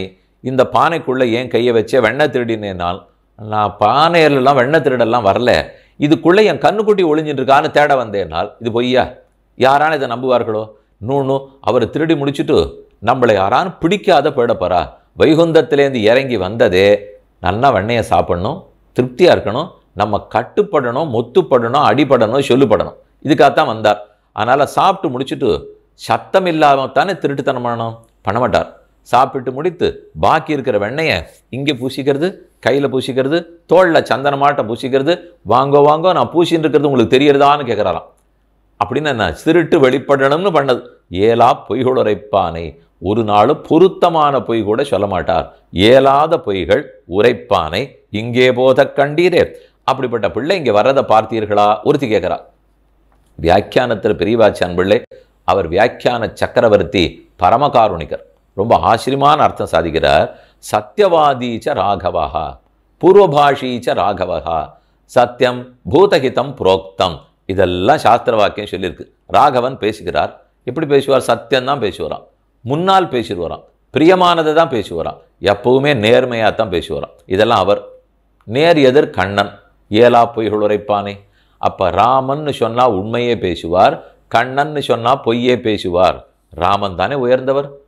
ஆண்டாள் எங்கேயானு ஒத்துக்கொள்ள போகிறாளா? அதனால தான் பெரியவாச்சனம் சாதித்தார். இல்லை, ராமாவதாரத்திலே சத்தியம் உத்தேசியம், கிருஷ்ணாவதாரத்திலே அசத்தியம் உத்தேசியம். ராமாவதாரத்தில் அவருடைய உண்மை அடியார்களை ரட்சிக்கும், கிருஷ்ணாவதாரத்தில் அவர் சொல்லும் பொய்யே அடியார்களை ரட்சிக்கும். ராமன் ஒரே வடிவத்தோட, ஒரே சொல்லு, ஒரே மனைவி, ஒரே அம்பு, எதுவும் ரெண்டாவது இல்லை, ரட்சித்தே தீருவார். கண்ணனை பொறுத்த வரைக்கும் எல்லாமே 2. ருக்மிணி பிராட்டி, சத்யபாமா பிராட்டி, நப்பின்ன பிராட்டி, மனைவியரும் பலர். இத்தனை கோபிகளும் மனைவியர்கள் தான். அவர் சொல்லோ நிறைய சொல்லா இருக்கு.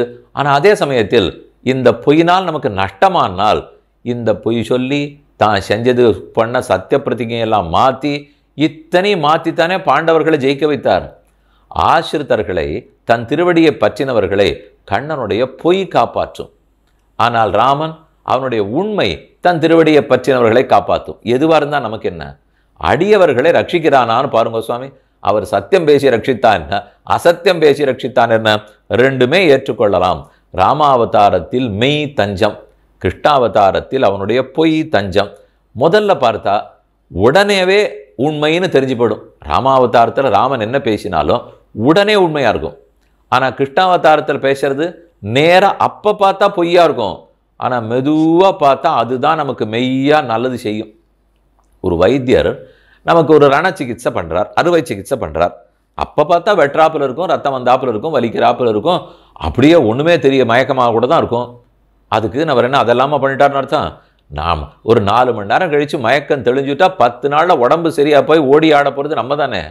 அப்போ மேலோட்டமாக பார்த்தா கஷ்டமாட்டம் இருக்கும், உள்ளே போய் பார்த்தா ரொம்ப நல்லதாக இருக்கும். அப்படி தான் கண்ணனுடைய பொய்ங்கிறார். அவர் பொய் சொன்னாலும் அப்போ பொய்யாட்டம் இருக்கும், அது மெதுவாக விழுக்காட்டில் மெய்யாயிடும். ராமனை பொறுத்த வரைக்கும் அப்பவும் மெய்யா இருக்கும், எப்பவும் மெய்யா இருக்கும். இருக்கட்டுமே, அது மெதுவாக தான் நல்லது செஞ்சுட போகிறதே. எத்தனையோ வஸ்துக்கள், ரசகுல்லா சாப்பிட்றோம், குலோப் ஜாமுன் சாப்பிட்றோம், அப்போவே சாப்பிட்டா எப்படி இருக்கும்? சுமாராக தான் இருக்கும், கசந்து வழியும், ஒன்றும் ஒழுங்காக இருக்காது. அது அந்த ரசத்தில் ஊற ஊற ஊற 4 நாள் கழிச்சு சாப்பிட்டா அவ்வளவு. ஏன் மாவடு ஊறுகாயே வச்சுங்களேன், போட்டப்போ சாப்பிட்டா எப்படி இருக்கும்? தோசை அப்போவே மாவை பார்த்து அப்போவே குத்தினா எப்படி இருக்கும்? இருக்காது. அதெல்லாம் அண்ணன் ஊற ஊறத்தான் நன்றாக இருக்கும். அதே போல் ராமன்னா அப்போவே மெய்யன், கண்ணன்னா கொஞ்ச நாள் கழித்து மெய்யன், அவரும் மெய்யன் தான். அப்போ பொய் பேசி மெய்யாக்கினவனுக்கு தான் இன்னும் சாமர்த்தியம். அதான் ஏலா பொய்கள் உரைப்பானை இங்கே போத கண்டீரே. அடுத்த பதில் சொல்றா, மேலால் பறந்த வெயில் காப்பான். அதோ வினதாசுதனான கருடன், அவர் பிருந்தாவனத்துக்கு மேலே சரக விரிச்சுன்னு பறந்துட்டே இருப்பாராம். கீழே இந்த பிள்ளை ஊர் வெயிலெல்லாம் வீணா போகாமல், ஏற்கனவே கருப்பு பிள்ளை, மாதம் இப்போ பங்குனி வந்துடுத்து, அடுத்த சித்திரை என்ன வெயில் கொளுத்த போகிறது, பிருந்தாவனத்தில் இன்னும் கேட்கவே வேண்டாம், அவ்வளோ வெயில் கொளுத்தும். இவரோ கருப்பு, இன்னும் கருப்பாக படுவர். அதனால கொஞ்சமாவது காப்பாற்றுவோம்னுட்டு சிறக விரிச்சுன்னு மேலே பறக்கிறாராம். அதான் மேலால் பறந்த வெயில் காப்பான். வெயிலை காப்பதே அவர் கைங்கரியம். அவருக்கு கருடன்னு பேரை சொல்லியிருக்கலாம், சொல்லவே இல்லை. வெயில் காப்பான். அவர் ஆரவர் அவர சுவாமி, அவர் தான் ஸ்ரீபாதன் தாங்கிங்கிறமோ இல்லையா? அந்த சுவாமி பேர் உண்டா இல்லையா? கைங்கரியத்தை வச்சு தான் பேர். நாயகநாயனன்னா நந்தகோரனுடைய கோயில் காப்பான், கைங்கரியத்தை வச்சு தான் பேர். வேத்திரபாணி கைங்கரியத்தை வச்சு. ஹேல்யம் பிடித்தேல், சுந்தரபாண்டியன் பிடித்தேல், சோனாயிரங்கொண்டான், அது ஒரு பேர் இருக்கும் இல்லையா? அந்த சுவாமிக்கு பேர் இருக்கலாம், ஆனால் கைங்கரியத்தை வச்சு பேர் தான் அவளுக்கு பிடிக்கும். அதனால் மேலால் பறந்த வெயில் காப்பான் வினதை சிறுவன் சிறகென்னும். மேல் அவர் காப்பாத்தின்னு இருக்கார், கீழே கண்ணன் இருக்கார். யார் சுவாமி யார் தாசனா இருப்பா? அவர் ஒருவேளை கருடன் சுவாமியா இருப்பாரோ, கண்ணன் தாசனா இருப்பாரோனால் மாட்டார். வினத சிறுவன்னு சொன்னதுனாலே அவர் தான் தாசன், கருடன் தான் தாசன். கைங்கரியம் நினைச்சவே முதல் நாள் கண்ணன் எப்போ பிறந்தாரோ அப்போ ஆதிசேஷன் கொடை பிடிச்சின்னு போனார். அது இரவு பொழுது ஒருத்தி மகனாய் பிறந்து ஓரிரவில் ஒருத்தி மகனாய் ஒளித்து வளரச் சென்றார். அப்போ ஆதிசேஷன் கொடை பிடிச்சிட்டார். இப்போ ஆச்சு வயசு 10, இனிமே திரும்ப மதுரைக்கு போய் ஆகணும். கிளம்பிடுவாரோ இல்லையோ? இப்போ கருடன் கொடை பிடிச்சிட்டார். இவர் ஒரு கொடையை பிடிச்சது, அவர் ஒரு கொடையை பிடிச்சது. நித்த சூரிகள் இறங்கி வந்து கைங்கரியம் பண்ணும் அவதாரம். ராமாவதாரத்தில் வக்கிட்டுக்கே வரமாட்டார்கள், தேவர்களை ராமன் சந்திக்க கூட மாட்டார். ஆனால் கிருஷ்ணாவதாரத்தில் நித்த சூரிகள் ஆனந்தமாக இறங்கி வந்து கைங்கரியம் பண்ணலாம். வினத சிறுவன் சிறகு என்னும் மேலாப்பு. மேலாப்பு தான் மேல்கட்டி வித்தானம். மேலாப்பின் கீழ் வருவானை. ஆண்டாளுக்கு உள்ளூர் ஒரு ஆசை, பெரியாழ்வாருடைய குமாரத்தி. அதனால் பல்லாண்டு பாடுவதிலும் கண்ணனுக்கு ஒரு குறையில்லேன்னு சொல்கிறதுலையும் மிகுந்த விருப்பம் இருக்கும், பொங்கும் பரிவு இருக்கும். ஆமாம், கண்ணனுக்கு வெயில் என்ன பண்ணுமோன்னு பயந்துட்டேன், கருடன் மேலே சிறகு விரிச்சுட்டார். ஆகவே எங்கள் அப்பாவுக்கும் திருப்தி எனக்கும் திருப்தி, பல்லாண்டு பல்லாண்டு போற்றி. கண்ணனுக்கு வெயில் அடிக்காத காப்பாற்றிட்டார் இல்லையா? அதான் பரிவு. மேலாப்பின் கீழ் வருவானை விருந்தாவனத்தே கண்டோமே. 3ஆம் பாட்டு முற்றிற்று. 4வது பாசுரம். கார்த்தன் கமலக்கண்ணென்னும் நெடுங்கயிறு படுத்தி என்னை ஈர்த்து கொண்டு விளையாடும் ஈசன் தன்னை கண்டீரே, போர்த்தமுத்தின் குப்பாய புகர்மால் யானை கன்றே போல் வேர்த்து நின்று விளையாட விருந்தாவனத்தே கண்டோமே. கார் கார்த்தன் கமலக்கண். கார் காளமேகம், தன் குளிர்ந்த, கமலக்கண் காளமேகத்தில் நடுவிலே குளிர்ந்த ஒரு சகப்பு தாமரை இருக்குமானால் அதை தான் சொல்றார். கமலக்கண் என்னும் நெடுங்கயிறு படுத்தி. பெருமானுடைய திருக்கண், அவருடைய திருமேனி கருப்பு மேகத்தை போல இருக்கு. அது நடுவில் இருக்கிற சிவந்த கண்கள் மேகத்துக்கு நடுவில் தாமரைப்பூ பூத்தா போல இருக்கிறது. கார்த்தன் கமல கண் என்னும் நெடுங்கயிறு படுத்தி. அந்த கண்ணே தான் நம்மளை வலைக்கு சிறைப்படுத்துகிற கயிறு. வலைய கயிற்றை வச்சு பின்னுவார்கள். கண்ணனுடைய கண்ணு தான் வலை கயிறு. அதில் சிக்கி கொண்டு விட்டேன்னு சொல்லுகிறாள். நெடுங்கயிறு படுத்தி என்னை ஈர்த்து கொண்டு விளையாடும். என்னை பிடிச்சி இழுத்துன்னு போய் என்னை ஈர்த்து கொண்டு போய் விளையாடும் ஈசன் தன்னை கண்டீரே. ஈசன்கிறதுனாலேயே எல்லாரும் ஈர்த்து மயக்கி தன் திருவடிகள் சேர்த்து கொள்வார். அப்புறம் திரும்பியே பார்க்க மாட்டார். ஈஸ்வரன் ஆட்டம் யாரையும் பார்க்காம இருப்பார், நிரபேட்சனாக இருப்பார். ஈசன் தன்னை கண்டீரே. போர்த்த முத்தின் குப்பாய. முத்தின் குப்பாய், குப்பாயம் சட்டை. போர்த்த முத்தின், ஒரு முத்து சட்டையாலே போர்த்திப்போமா? பெருமாளுக்கு பூவாலே சட்டை பண்ணி பூச்சாத்தி உற்சவத்தும் போது சமர்ப்பார். முதல்ல புஷ்பம்லாம் சமர்ப்பிப்பா, அப்புறம் புஷ்பத்தாலே ஒரு சட்டை, அந்த போர்வை மேலே போத்திடுவா. அதை போல் கண்ணன் ஒரு போர்வை போத்தின்னு இருக்கார், முத்து போர்வை. இந்த முத்து நெஜ முத்து, கடல்ல பிறந்த முத்து அல்ல, வேர்வை தான் முத்து. முத்து முத்தாக வேர்த்து இருக்கிறதுன்னுவார்களா? அதை போல கண்ணனுக்கு முத்து முத்தா வேர்த்திருக்கான். அதையே சட்டையாக சாத்தி கொண்டார். போர்த்த முத்தின் குப்பாய புகர் மால் யானை கன்றே போல். ஒரு யானை முதுக முழுக்க வேர்வை அருந்து அது ஒரு போர்வையாக இருந்தால் எப்படி இருக்கும்? யானை ஆட்டம் கண்ணுக்குட்டி, யானை கண்ணுக்குட்டி ஆட்டம் கண்ணன். அவருக்கு மேலே அப்படி போர்த்த சட்டை, அதுதான் வேர்வை சட்டை. புகர் மால் யானை கன்றே போல். புகர்னா ஒளிமிக்க, மால்னா பெரிய, யானை கன்றே போல். அந்த பெரிய யானையனுடைய குட்டியை போலே வேர்த்து நின்று விளையாட. வேர்வை வேறையா கொட்டுறது, இங்கேயும் ஓடுறார் அங்கேயும் ஓடுறார், ஒரே வெயில். அதனால் வேர்த்து போக வேர்த்து நின்று விளையாட விருந்தாவனத்தே கண்டோமே, பார்த்தோமே. இனி போஷரத்துக்கு வியாக்கியானம். கார்த்தன் கமல கண் என்னும். கமலக்கண், இந்த போஷரத்தில் இருக்கக்கூடிய இந்த சொற்றொடர், இந்த அர்த்தத்தை மற்றொரு இடத்தில் அரையர் சுவாமி சேர்த்து காட்டினார். நம்மள வீட்டில் பார்த்தீங்கன்னா தெரியும். அகப்பட்டேன் மணிவண்ணன் வாசுதேவன் வலையுளேன்னு நம்மாழ்வாருடைய போஷரம். அதை அரையர் சுவாமி அபிநயம் பிடிச்சிருக்கார். மணிவண்ணன் வாசுதேவன் வலையுளே அகப்பட்டேன்னால், அப்போ வலையில் அகப்பட்டேன், வலைங்கிறத இப்படி பின்னி காட்டினார். கயிறால் பின்னப்பட்ட வலை. அதை பார்த்த நம்ம ஆச்சாரியர்கள் எல்லாம் இதென்ன கயிறால் பின்னப்பட்ட வலைங்கிறார், வாசுதேவன் என்ன கயத்தால் பின்னப்பட்ட வயலா? இல்லையே, அவருடைய கண்கள் தான் வலை. அடியார்களை ஈடுபடுத்துபவை கரியவாகி புடபரந்து மிளர்ந்து செவ்வரி ஓடி நீண்டவ பெரியவாய கண்கள். அந்த கண்ணு தான் வலை, அதுதான் நம்மளை சிக்க வைக்கிறது, அதுதான் சிறைப்பிடிக்கிறது. அதை சொல்லணுங்கிறதுக்காக சுவாமிகள்லாம் இப்படி கண்ணை வச்சு காட்டினாலாம். அரையர் சுவாமி சட்டுன்னு புரிஞ்சுனுட்டார். 2வது சுற்று அபிநயம் பிடிக்கும்போது வாசுதேவன் மணிவண்ணன் வாசுதேவன் வலையுளே அகப்பட்டேன்னா இப்படி காமிச்சிட்டார். இதுக்கு என்ன பிரமாணம்னால், இதுதான் பிரமாணம். கமலக்கண்ணென்னும் நெடுங்கயிறுன்னு பாட்டில் இருக்கே, கண்ணனுடைய கமலக்கண்கள் தாமரை கண்கள் தான் நீண்ட கயிறு. அதனால் அந்த கயிற்று வலையில தான் நாம் சிக்கிக் கொள்ளுகிறோம். இந்த கயிற்று வலையில சிக்கிக்கணும், வெளி வலையில சிக்கிக்க வேண்டாம். அவர் கண்களுக்கு அகப்பட்டாத்தானே நமக்கு நல்லது. கார்த்தன் கமல கண்ணென்னும் மலர்ந்திருக்கும், புதுஷாக இருக்கும், குளிர்ந்திருக்கும், வாசனையோடு இருக்கும். விகாசம் செவ்வி குளிர்த்தி பரிமளம் எல்லாம் இருக்கக்கூடியது. அதீர்க்கம் அப்ரேமதுகம் க்ஷணோஜ்வலம் நச்சோரமந்த கரணஸ்ய பஷ்யதாம். சுந்தரபாகுஸ்தவத்திலே சுவாமி கூறத்தாழ்வான் என்னமோ கமலம் கமலம் தாமரை கண்ணுன்னு உதாரணம் சொல்லிவிடார்கள். தாமரைக்கு ஒரு பெருமையும் கிடையாது, சாயங்காலமாலாம் மொட்டிச்சு போயிடும், மலர்ந்தா இருக்கும். ஆனால் பெருமானுடைய திருக்கண்கள் எப்போதும் மலர்ந்திருக்கு. தாமரை நம் உள்ளத்தை கொள்ளை கொள்கிறதா? அவர் கண்கள் உள்ளத்தை கொள்ளை கொள்ளும். அப்போ ஏனோ சொல்லணும், புலவர்களுக்கு வேற வழி தெரியல, அதனால கவிஞர்கள் பாடிவிடுறார்கள். நெடுங்கயிறு படுத்தி எங்கே போனாலும் அந்த கண்ணு நம்மளை பின்தொடர்ந்து வந்து பிடிச்சிடுமா. திருக்கமலபாதம் வந்து என் கண்ணில் உள்ளனா ஒக்குன்னதேன்னு திருப்பாணவர் பாசம். அதை போல கண்கள் என்னை படுத்தி என்னை ஈர்த்து கொண்டு விளையாடும். ஈசன் தன்னை கண்டீரே, என்னை தன்பால் ஈர்த்தார், விளையாடுகிறார். அவர்தான் ஈசன். ஈசனார்க்கவே தானே விளையாட முடியறது. ஈசனார்க்காரனா ஒன்றும் கிடைக்க வேண்டியதெல்லாம் பாக்கி இல்லை, எந்த கர்மமும் தொடாது. அவர் தான் நியம்தான் அர்த்தம். ஆகவே விளையாடுகிறார். எப்படி விளையாட்டு? போர்த்த முத்தின் குப்பாய, போர்த்தின் இருக்கிற ஒரு சட்டை, முத்தின் குப்பாயம் முத்து சட்டை. அந்த முத்து நெஜமுத்து இல்லை, வேர்வைங்கிற முத்து. புகர்மால் யானை கன்றே போல். 3 விஷயம் சாய்த்தார். வைகுந்தத்தில் இருந்தாராம், வேர்க்கவே வேர்க்காது, அங்கே வேர்க்கவே கிடையாது. அங்கே யாருக்கு கண்ணமைக்க வேண்டிய தேவையே இல்லை. இதுதான் அந்த ஒரு கர்மங்களே இல்லையே, அதனால் அது இல்லை. அடுத்து ஆய்ப்பாடியில் இருந்தாராம், அங்கே வேர்த்திருக்குமே என்னால் அது எப்பவும் அப்பா அம்மாவை பார்த்து பயம், அதனால் எங்கேயும் போகவே மாட்டார், வேர்க்காது. இப்போ பிருந்தாவனத்துக்கு வந்த உடனே அந்த பயமும் இல்லையே, அங்கே தான் நந்தகோபாலன் யசோதையும் இருப்பார்கள். பிருந்தாவனத்தில் இவரும் மற்ற பேரும் தானே, அதனால் ஓடி ஆடி விளையாட இங்கே தான் வேர்த்ததான். சுவாமி வைகுந்தத்தில் வேர்வையே கிடையாது, ஆய்ப்பாடியில் வேர்க்க விட மாட்டார், ஏன்னா இவர் ஓட மாட்டார், பயமாக இருந்தது. பிருந்தாவனத்தில் வந்து தான் முதல்ல வேர்வையே வந்தது, அதனால தான் திருப்தி. இப்படி வேர்த்து நின்று விளையாட விருந்தாவனத்தே கண்டோமே, ரொம்ப ஆச்சரியமான அர்த்தம். அப்போ 4ஆம் பாட்டு முற்றிற்று. போர்த்தமுத்தின் குப்பாய புகர்மால் யானை கன்றே போல் வேர்த்து நின்று விளையாட விருந்தாவனத்தே கண்டோமே. 4வது பாசுரம் வரைக்கும் பார்த்தோம். 5வது பாசுரத்தில் ஆச்சரியமான அர்த்தம் சாதிக்க போகிறார். நாச்சியார் திருமொழி 14வது பதிகத்தில் 5வது பாசுரம். மாதவன் என் மணியினை வலையிற் பிழைத்த பன்றி போல் ஏதுமொன்றும் கொளத்தாராய் ஈசன் தன்னை கண்டீரே.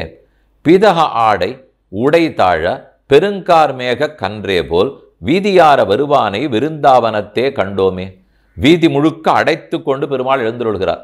எந்த பெரிய திவதேசத்துக்கு போங்க, அகலமாக வீதி இருக்கும், பெருமாள் எழுந்துள்ளுவார். முன்னாடி அத்தியாபக கோட்டி ஆன பரிவாரம் எல்லாம், பின்னாடி வேதபாராயண கோட்டி அனுயாத்திரையாக வரக்கூடியவர்கள் எல்லாம், அங்கெங்கே ஒரே பஜன கோட்டிகள்.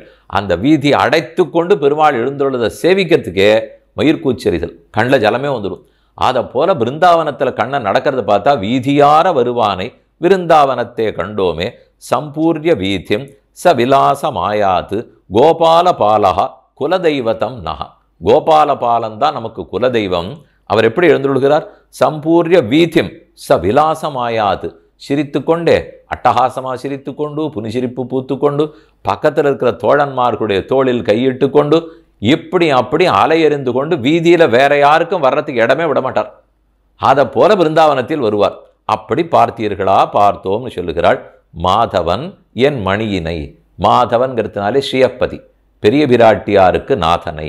என் மணியினை, மணி பரமபோக்கியம், அனுபவிக்கிறதுக்கே ரொம்ப நல்லா இருக்கே. இவ்வளவு சின்னதாக இருக்குது, 1 கோடி ரூபாய் விலை. அதை போல என் மணியினை வலையிற் பிழைத்த பன்றி போல். வலையிலே ஒரு பன்னியை பிடிக்கலைன்னால் அது ஓடிண்டே இருக்கும், சிக்காது. பிடிச்சிட்டோம், பிடிச்சப்புறம் தப்பிச்சு கொடுத்துன்னா அப்புறம் சிக்கவே சிக்காது. ஏற்கனவே பிடிக்கவே இல்லை, அப்போ வலை பாக்கி இருக்குது, வலை என்னும் கருவியை வைத்துக்கொண்டு பிடித்து விடலாம்னு ஒரு நம்பிக்கை இருக்கும். வலையில் பிடிச்சு அந்த பன்றி சிக்காமல் படுத்தினால் அதுக்கப்புறம் எக்காரணம் கொண்டு அந்த பன்றி சிக்கவே சிக்காது. ஏதோ ஒரு திருஷ்டாந்தம், இதுதான் எடுத்து உதாரணம். இந்த எடுத்துக்காட்டு எதற்கு சொல்லுகிறாள்? கண்ணன் மாதவன்னு சொல்லட்டும், அவனை என் மணின்னு சொல்லட்டும், ஆனால் அவனை வலையில் பிழைத்த பன்றி போல் அவர் அப்படி சொல்லலாமானால், முதல்ல அவர் வராக அவதாரம் பண்ணவர், அதனால் தாராளமாக சொல்லலாம்னு வச்சுங்க. மானவிலா பன்னியாம் தேசுடைய தேவர் திருவரங்க செல்வனார் பேசியிருப்பனகள் பேர்க்கவும் பேராவே என்ற ஆண்டாளே நாச்சியார் திருமொழியில் வேறொரு பாசுரத்தில் பாடியுள்ளாள். சொல்லலாம், அவரே வராகம்தான். ஆனால் அந்த அர்த்தத்தில் இந்த இடத்துல சொல்ல வரலை. இங்கே சொல்ல வருவது, ஒரு முறை கூட அது சிக்கலைனால் ஒரு வலையை வைத்து சிக்க வச்சுடலாம். ஆனால் வலையில் ஒரு முறை சிக்கி விட்டு அதுக்கப்புறம் தப்பித்து விட்டதென்றால் அந்த வலையை வச்சுன்னு பிரயோஜனம் இல்லை. அதை போல் ஆசைங்கிறது தான் வலை. இது வரைக்கும் கண்ணன் நம்ம இடத்துல சிக்கலை என்றால் ஆசை இப்போ தான் பிறந்திருக்கு, ஆசைங்கிற வலையை வைத்து கொண்டு கண்ணனை பிடிச்சி விடலாம்னு நினைக்கலாம். ஆனால் நம்ம ஆசைக்கு அவர் கட்டுப்பட மாட்டேன்னு திமிரி கொண்டு போய்விட்டால் அதுக்கப்புறம் எது கட்டுப்படுவார்? பாக்கி ஒன்றும் நம்மக்கிட்ட இல்லை, இருக்கிறதே ஆசை ஒன்று தான். உபதேசரத்த மாலையில் மணவாளர்கள் சாதிக்கும்போது ஆசையுடையோர்க்கெல்லாம் ஆரியர்கள் கூறும் என்று பேசி வரம்பருத்தார் பின்னு பேசினார். ஆசை ஒன்று தான் நம்மக்கிட்ட இருக்குது. கர்மயோகமா, ஞான யோகமா, பக்தி யோகமா, எதுவும் இல்லை. இருப்பது அவன் அடையணுங்கிற ஆசை. அந்த ஆசைக்கு அவர் சிக்கினார் தான் உண்டு. அதுக்கும் சிக்கவில்லை என்றால் ஆண்டாள் தன் ஆசையை வெளிப்படுத்த, ஆனால் பெருமான் அதற்கு சிக்காமல் இவள் ஆசையை மேன்மேலும் வளர்க்க வேணுங்கிறதுக்காக காலதாமதம் பண்ணுகிறார். இதைத்தான் நம்ம முதலே பார்த்துட்டோம். ஆனால் ஆண்டாள் நினைத்து கொண்டது, என் ஆசைக்கே அவரை பிடிக்க முடியலே, இனிமே எதற்கு சிக்குவார், அதனால் தப்பித்து விட்டார். அந்த தப்பித்து விட்டாருங்கிற எண்ணத்தில் தான் வலையில் பிழைத்த பன்றி போல்னு திஷ்டாந்தம். இல்லைன்னா இது எதுக்கு இத்த சொன்னார்னு புரியாமல் இருப்போம். வலையில் பிழைத்த பன்றி போல் ஒரே செருக்கு, அது தப்பிச்சு ஓடுறது பாருங்க. அப்போ பார்த்தா தான் நிஜமாக அந்த பன்றி ஒரு செருக்கோடு போகும். இது வரைக்கும் கூட கொஞ்சம் பயந்துன்னு இருக்கும். அந்த வலைக்கு சிக்கினோட போகிறோமே, இப்படி அப்படி ஓடும். இவன் பிடிச்சதுக்கு நம்ம சிக்கலேர் மட்டும் தெரிஞ்சு போச்சு, அதை பிடிக்கவே முடியாது. அதை போல் வலையில் பிழைத்த பன்றி போல் ஏதுமொன்றும் கொளத்தாரா, யார் எத்த பெற்றுக்கொண்டாலும் கொடுக்கவே இவருக்கு தெரியாது. ஏதும் ஒன்றும் கொளத்தாரா, நாம் ஏதானு ஒன்று அவர்கிட்ட வாங்கிக்கலான்னு பார்த்தால் ஏதோ கல்யாணமால என்ன கொடுக்குறார், குழந்தை பிறக்கலை என்ன கொடுக்குறார், வியாதி சரியாக போகணும்னா போக்குறார், இதெல்லாம் பண்ணுறாரு. தவிர தன்னை கொடுன்னு கேட்டால் திமிரிட்டு போடுறாரோ இல்லையோ. அதான் ஏதும் ஒன்றும் கொளத்தாரா. ஏன் அவர் கொடுக்கவே மாட்டேங்கிறாருனால் எல்லாமே அவரதுன்ற எண்ணமா. அதனால தான் யார் எதை கேட்டாலும் கொடுக்கறது இல்லை. ஏதும் ஒன்றும் கொளத்தாரா ஈசன் தன்னை கண்டீரே, ஈசன்கிறதுனால எல்லாம் அவனதுன்னு தெரிஞ்சு போச்சு. ஆனால் கொளத்தாரா ஒன்றும் கொடுக்க மாட்டார்னு தெரியறது. எல்லாத்தையும் தான் தான் வச்சுப்பார். உன் வீட்டுக்கு நான் வந்தால் என்ன கொடுக்கிறீர், என் வீட்டுக்கு நீர் வந்தால் என்ன கொண்டு வருகிறீர். இது நல்லா இருக்கும் இல்லையா? நான் ஒருத்தர் வீட்டுக்கு போனால் நம்ம பரிசு வாங்கிட்டு போகணும், அவர் நம்ம வீட்டுக்கு வந்தார்னா அவர் பரிசு வாங்கிட்டு வரட்டும். அது இல்லை நியாயமா? நான் உம்ம வீட்டுக்கு வந்தால் எனக்கு என்ன பரிசு கொடுக்குறீர், நீர் என்ன வீட்டுக்கு வந்தால் எனக்கு என்ன பரிசு வாங்கிட்டு வந்துரு. சாமி இதை ரெண்டும் ஒன்றா இருக்காப்பில் இருக்கேன்னால் ஒன்றா தான் இருக்குது. ஏது ஒன்றும் கொளத்தாரா ஈசன் தன்னை கண்டீரே, பீத ஆடை உடைத்தாழ பட்டு பீதாம்பரம் பீதாம்பரதர ஸ்ரக்வி சாட்சாத்து மன்மத மன்மதா என்று ராமாயணத்திலே ராமன் எப்படி மன்மதனாட்ட நின்னானோ அதை போல கண்ணன் இருக்கிறார். அதாவது இப்போ அவர் சாட்சாத் மன்மதன்னா மன்மதன் கூட பிச்சை எடுத்து கண்ணனிடத்துல தான் அழகு வாங்கி கொண்டு போக வேண்டும். அப்படி ஒரு பீதாம்பர ஆடையை, பீதாம்பரம் பீத வண்ணத்து ஆடையை உடைத்தாழ கீழே அப்படி தழைய தழைய கட்டி கொண்டு பெருங்கார் மேக கன்றே போல் ஆகாச பரப்படங்களும் எப்படி மேகம் அப்படி பறந்து வருமோ, மேலே பார்த்தா ஆகாசம் முழுக்க மேகமா, கீழே பார்த்தா அந்த மேகத்தினுடைய கண்ணுக்குட்டியை போலே கண்ணன் வீதி முழுக்க அடைச்சின்னு வரார். அது ஆகாச வீதி முழுக்க மேகம் அடைச்சின்னு போகிறது, பூமி வீதி முழுக்க இவர் அடைத்து கொண்டு போகிறார். பெருங்கார் மேக கன்றே போல் வீதியார வருவானை, வீதி முழுவதிலும் இப்படி அப்படி ஆடிக்கொண்டு வர விருந்தாவனத்தே கண்டோமே. 5ஆம் பாட்டு முற்றிற்று. 6ஆம் பாட்டு தருமமரியா குறும்பனை தங்கை சார்ங்க மதுவே போல் புருவவட்டம் அழகிய பொருத்தமிலியே கண்டீரே, உருவு கரிதாய் முகம் செய்தாய் உதயப்பரு பதத்தின் மேல் விரியங்கதிரே போல்வானை விருந்தாவனத்தே கண்டோமே. தருமமரியா குறும்பன் ராமனை பற்றி சீத்தை சொல்லும்போது ஆனுசம்சம் பரோதர்மஹா தொத்த ஏவ மயாஸ்ருதா. ஆனுசம்சம்ங்கிற சிறந்த இரக்கம். ராமனை பார்த்து சீதை கேட்கிறாள், ஒருவேளை என்னை பிரிந்து விடுவீரோ? மாட்டேன் தேவி, நான் யாரையுமே பிரிவதே இல்லை. அந்த இரக்கம் என்னிடத்தில் இருக்கிறதுனால தான் ஒத்தரையும் நான் பிரிவதே இல்லை. எல்லாரும் என்னோடு இருக்க வேண்டும். இதைத்தான் சீத்தை கேட்டதுக்கு ராமன் சொல்லியிருக்கார்.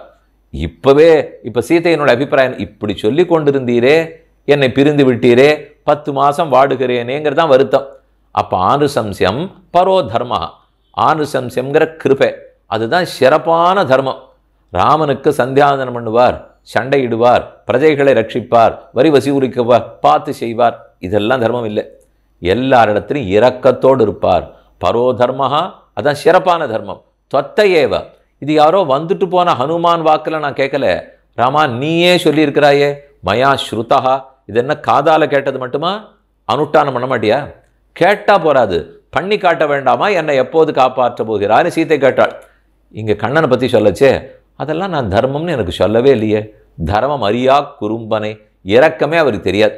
பெண்ணின் வருத்தம் அறியாத பெருமான்னு சொல்லுவார்கள். பெண்களுடைய வருத்தம் என்னன்னு அவருக்கு தெரியாது. அதுக்கு இப்போ வியாக்கியாத்தாக்கள்லாம் சொல்லும்போது, பெண்ணின் வருத்தம் தெரியணும்னா இக்ஷ்வாக்கு வருலத்தில் பிறந்திருக்கணும், ராமனாக இருக்கணும். பெண்ணின் வருத்தம் தெரியாதுன்னால் சந்திரவம்சத்தில் பிறந்த கண்ணனாக இருக்க வேண்டும். தருமமரியா குறும்பனை, குறும்பனை தங்கை சார்ந்த மதுவே போல். அவர் கையில் ஷார்ங்க வில்லு பிடிச்சுட்டு இருக்காரு, அதை கையில் பிடிச்சுட்டு இருக்காரா, முகத்தில் தாங்கிட்டு இருக்காரா? கண்ணுக்கு மேலே இருக்கிற புருவத்தை குறிப்பிடுகிறாள். தன்கை சார்ங்க மதுவே போல், தன் கையில் பிடிச்சுட்டு இருக்கிற ஷார்ங்கத்தை போலே புருவ வட்டம் அழகிய. புருவ வட்டம் அதான் ஷார்ங்கத்தை போல வளைஞ்சிருக்கு. இன்னுயிர் கேழையர் மேல் வளையும் இணைநீல விற்கொல். ஏழையராவி உண்ணும் இணைக்கூற்றங்களோ அறிய நம்மாழ்வாருடைய பாஷம். அதிலே கண்ணனுடைய ஒளிவட்டம் எப்படி இருக்கும், புருவவட்டம் எப்படி இருக்கும்னா, இன்னுயிர்க்கு ஏழையர் மேல் வளையும் இணைநீல வில்கொல். வில்ல கையில் பிடிச்சிருந்தால் அதுலேருந்து வர்ற அம்பு எல்லாரையும் கொருடுமா?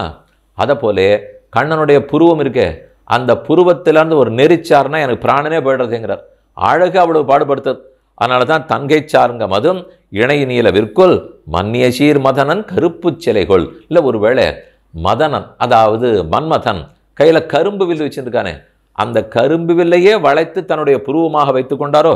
புருவ வட்டம் அழகிய பொருத்தமிலியை கண்டீரே.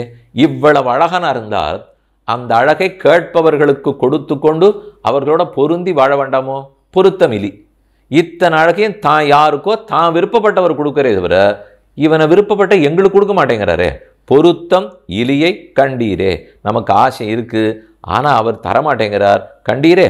அப்படிப்பட்ட பெருமாளை பார்த்தீர்களா என்று கேட்க, உருவு கரிதாய் முகம் செய்தாய். உருவம் கருப்பாக இருக்கு, முகம் சிவப்பாக இருக்கு. ஏன்னா கண்ணு சிவப்பு, உள்ள திருவாய் உள்ள சிவப்பு. அதனால தான் உருவு கரிதாய் முகம் செய்தாய் உதய பருப்பதத்தின் மேல். உதயகிரி, இப்போதான் சூரியன் பலபலான்னு உதித்து கொண்டிருக்கிறார். அதை போல இந்த இடத்துல தத்திர கோவிந்தம் ஆசீனம் பிரசன்ன ஆதித்ய வர்ச்சசம். ஒரு பெரிய சிங்காசனத்தில் அமர்ந்திருக்கிறார். ஆதித்ய வர்ச்சசம், அப்போது உதித்து கொண்டிருக்கிற சூரியனை போன்ற ஒளியோடு எழுந்துள்ளிருக்கிறார். எதே போல்? ஒரு நீல மலை, அந்த மலைக்கு மேலே சூரியன் எழுந்தால் எப்படி இருக்கும்? அதை போலத்தான் கண்ணன். விரியும் கதிரே போல்வானை விருந்தாவனத்தே கண்டோமே. அந்த கண்ணனை பார்த்தீரா? ஆமாம் பார்த்தோம். 6ஆம் பாட்டு முற்றிற்று. 7ஆம் பாட்டு பொருத்தமுடைய நம்பியை புறம்போல் உள்ளும் கரியானை கருத்தை பிழைத்து நின்ற அக்கருமாமுகிலைக் கண்டீரே. அறுத்தித்தாரா கணங்களால் ஆறப்பெருகு வானம் போல் விருத்தம் பெருவாய் வருவானே விருந்தாவனத்தே கண்டோமே. அழகான பாட்டு. பொருத்தமுடைய நம்பியை, தனக்கு வேண்டியவர்களோட பொருந்திடுவார். கீழ்ப்பாசுரத்தில் பொருத்தம் இலியை கண்டீரேன்னு கேட்டாள். தனக்கு பிடிக்காட்டா சேர மாட்டார், பொருத்தம் இலி. இப்போ பொருத்தமுடைய நம்பி, தான் யாரை விரும்புகிறாரோ கண்டிப்பாக சேர்ந்திருப்பார். நம்ம கேட்டதுக்காக பண்ண மாட்டார். தசேஷ ஆத்மா விருணத்தே தனும் சுவாமின்னு உபனிஷத் சொல்றது. அவர் யாரை விரும்புகிறாரோ அவருக்கு தன்னை காட்டுவார். அதனால தான் பொருத்தமுடைய நம்பியை பூர்ணனை புறம்போல் உள்ளும் கரியானை. வெளியில் கருப்பு, உள்ள வெளுப்பாக இருக்கலாமே. வெளியில் கருப்புன்னா மேனி நிறம் கருப்பு, தப்பே இல்லை, இருக்கட்டும். உள்ளங்கருப்புன்னா தானே நேர்மை இல்லைன்னு அர்த்தம். ஆனால் ராமன் எப்படியா? மேனி கருப்பு, உள்ளம் வெளுப்பு. அவர் வெளுத்ததெல்லாம் பால், எல்லா இடத்துலையும் நனத்தான் நடப்பார். ஆனால் எங்கள் கண்ணன் எப்படி தெரியுமோ? புறம்போல் உள்ளும் கரியானை.